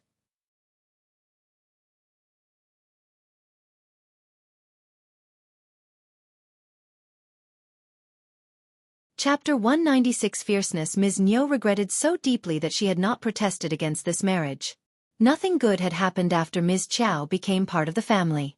Qiao Xian did not care about her reaction. She even thought of an idea when she saw Ms. Niu's look. She said, Second aunt-in-law, we are already in different families. We should care about our own business. Mom is right. You are just humiliating yourself by coming here. But, second aunt-in-law, if you are so busy, I can offer some help. She pointed at Lu Yan and smiled. This is my maid, Lu Yan. Why not take home and make her do your work? You can do whatever you want with her. Maybe, she can be of some help to you. Ms. Niu, who had been so angry a few seconds ago, stopped as she heard the words. Are you sure? You are going to let me use your maid? Yes, yes. Qiao Xian nodded. Ms. Niu could not help but turn to Ms. Fang, who snorted and looked unwilling, but she said nothing more. Ms. Niu felt slightly better. She snorted. That is good. You should never break your promise. Ms. Niu would never lose any chance of taking advantage of anything. Of course not. Qiao Xian said to Lu Yan. What are you standing here for? Why don't you go home with second Madam Xiao? Listen to her order, otherwise she is going to punish you, got it? Ms. Niu felt so happy hearing herself being addressed as second Madam Xiao, as if she had already risen higher. She glanced at the maid. Lu Yan, just follow me. Lu Yan looked at Qiao Xian, bit her lips, and followed Ms. Niu. Lu Yan felt somehow proud inwardly. She believed that Qiao Xian must have been scared by what she said, so she did not dare to do anything to her. So she drove her away, just to hide how humiliated she was. All right then. She could leave. Ms. Fang sneered. The maid is going to soon know what kind of hell she is going into. Qiao Xian was not a hard-hearted person, nor was Ms. Fang. But they had the right methods to give Lu Yan a hard time. They just did not want to get themselves stuck with too much trouble. Lu Yan would soon know how hellish life could be, when she ended being with someone like Ms. Niu. What was she thinking when she put on a look of who she was? Hearing what Ms. Fang said, Qiao Xian understood that her mother-in-law knew what she was doing. Mom, you know me well. That maid has to go through some difficulties so that she knows what the world is like. In the afternoon, Xiao Dalong and the others came home for lunch. Qiao Xian helped with dough making and noodle kneading. A while ago at home, Qiao Xian cut chili noodles, shiitake mushrooms, egg skins, pork belly into dices, and fried shrimp, minced garlic, minced green onion, minced ginger, fried peanuts, and put them into a large jar just to mix with noodles. Apart from the noodles, she picked some beans, celery and scallions from the yard. The beans and celery were chopped, blanched in boiling water, whilst scallions were cut into minced green onions as seasonings. When the water was boiled, the noodles were cooked and scooped up so the vegetables, sauce and sesame oil as well as vinegar were mixed with pickles from the jar. It looked tasty and appetizing. The dish was simple, and the meal made people feel so satisfied.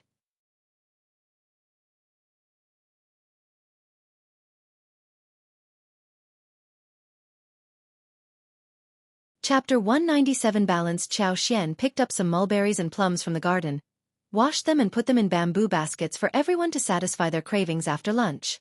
She did not work in the field, so she tried her best to let the whole family eat well. But she did not see any cucumbers and she wondered if cucumbers were commonly seen at this time around. Otherwise, she could slice cucumbers and stir the slices with noodles. They would be tasty and fresh. As long as she loved it, she could let the fruit trees grow all kinds of fresh fruits throughout the whole year. But that was not very scientific and she might cause a sensation. At this time, the loquats were already out of season, and there was still a small portion of plums, mulberries, and bayberry. They would go out of season in about 10 days at most. But peaches, grapes, watermelons could be eaten again, then figs, and then pears, dates, and pomegranates would be ripe enough. Eldest uncle was still very angry with Ms. Fang.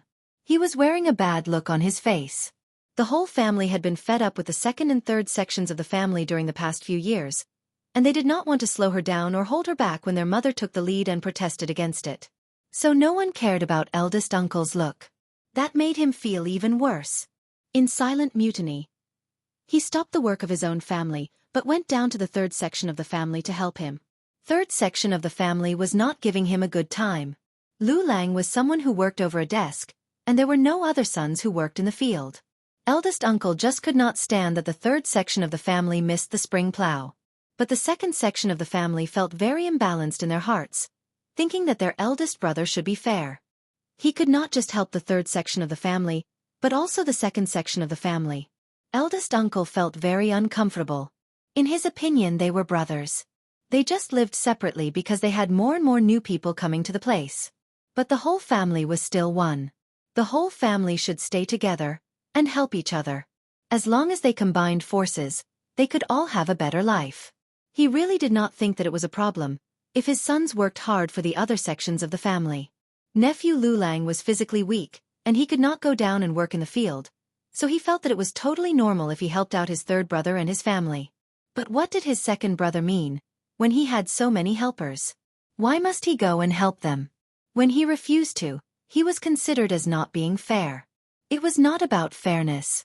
It seemed that the second brother and his family did not understand the idea of being one family. Eldest uncle felt really emotional. He tried to explain to the second section of the family, which made second uncle further irritated. But he stopped when he thought of how his wife got a maid from the first section of the family. Eldest uncle felt better thinking that he had managed to convince his second brother. Look, he understood it. He can see through my ideas. Ms. Fang did not care about her husband working for the third section of the family. He could continue to be there. As long as his own family was on the right track, he could be left alone. They had not been to the town for days, and Xiaoqi had not hunted in the mountains, so Ms. Fang bought some tofu from the wandering sellers. Qiao Xian made food at night. Tofu was fried in oil and browned on both sides. She was going to make a dish of stir-fried tofu with green peppers and mushrooms. A large catfish was killed, and she stewed it with the sauce which had been mixed with noodles for lunch. 2 more crucian carp were killed, and after the cuts were made, they were wrapped in flour and fried, and then braised. She also made another fresh bamboo shoot soup and 1 dish of fried beans. A table consisting of 5 dishes made a good meal.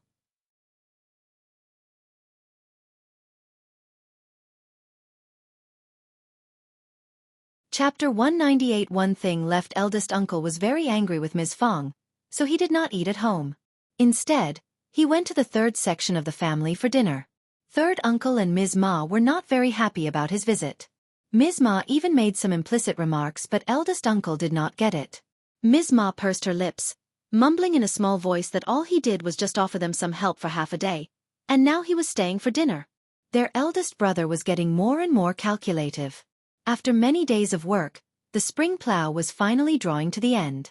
No one from the first section of the family offered help. Second uncle as well as third uncle failed in their plan of letting Ms. Fang's sons help them out. In fact, Ms. Fang got more tricky now. She asked her sons to slow down their own labor work, so they did not have any free time to offer anyone else any help.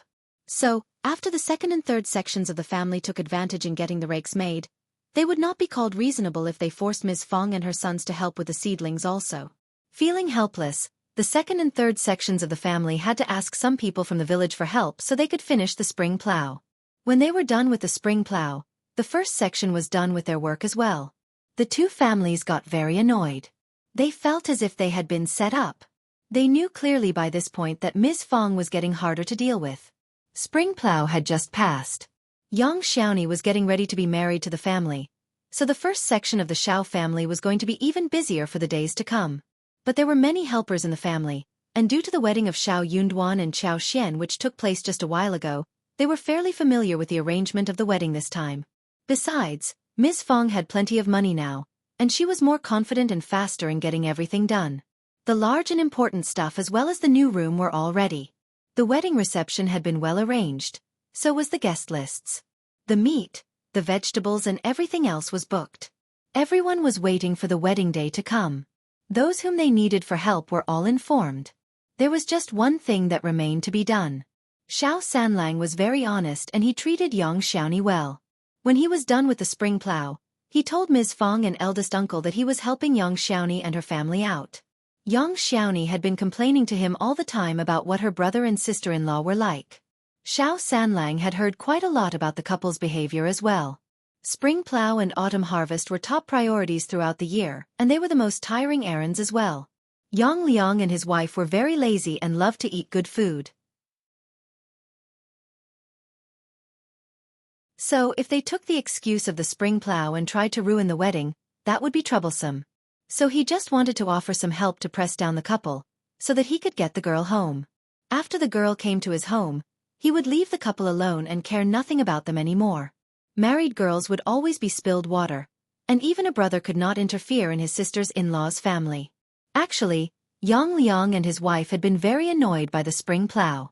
Ms. Tian kept forcing young Xiaoni to ask the Xiao family for help, but young Xiaoni ignored her and did not want to do anything about it.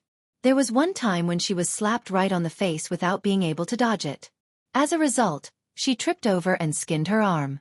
When third Grandma Yang was helping her put on the medicine, the girl, who had been so broad-minded and optimistic all this while, could not help but burst into tears. She had not yet married, and was being forced to ask her mother-in-law's family to help her brother with labor. What position would she have at her new home in future? How would she be able to face her mother-in-law as well as her sisters-in-law? So, she did not listen to what Ms. Tian asked her to do, no matter what Ms. Tian said. But it was not so easy to ignore the issue. Third Grandma Yang promised to get involved, only because Ms. Fang had given her some gifts earlier. Moreover, she was in the right position to get involved in their family affairs as an elder. You're tuning in to the Wisdom Diary YouTube channel. Don't forget to subscribe and join us on this journey to catch the most captivating stories.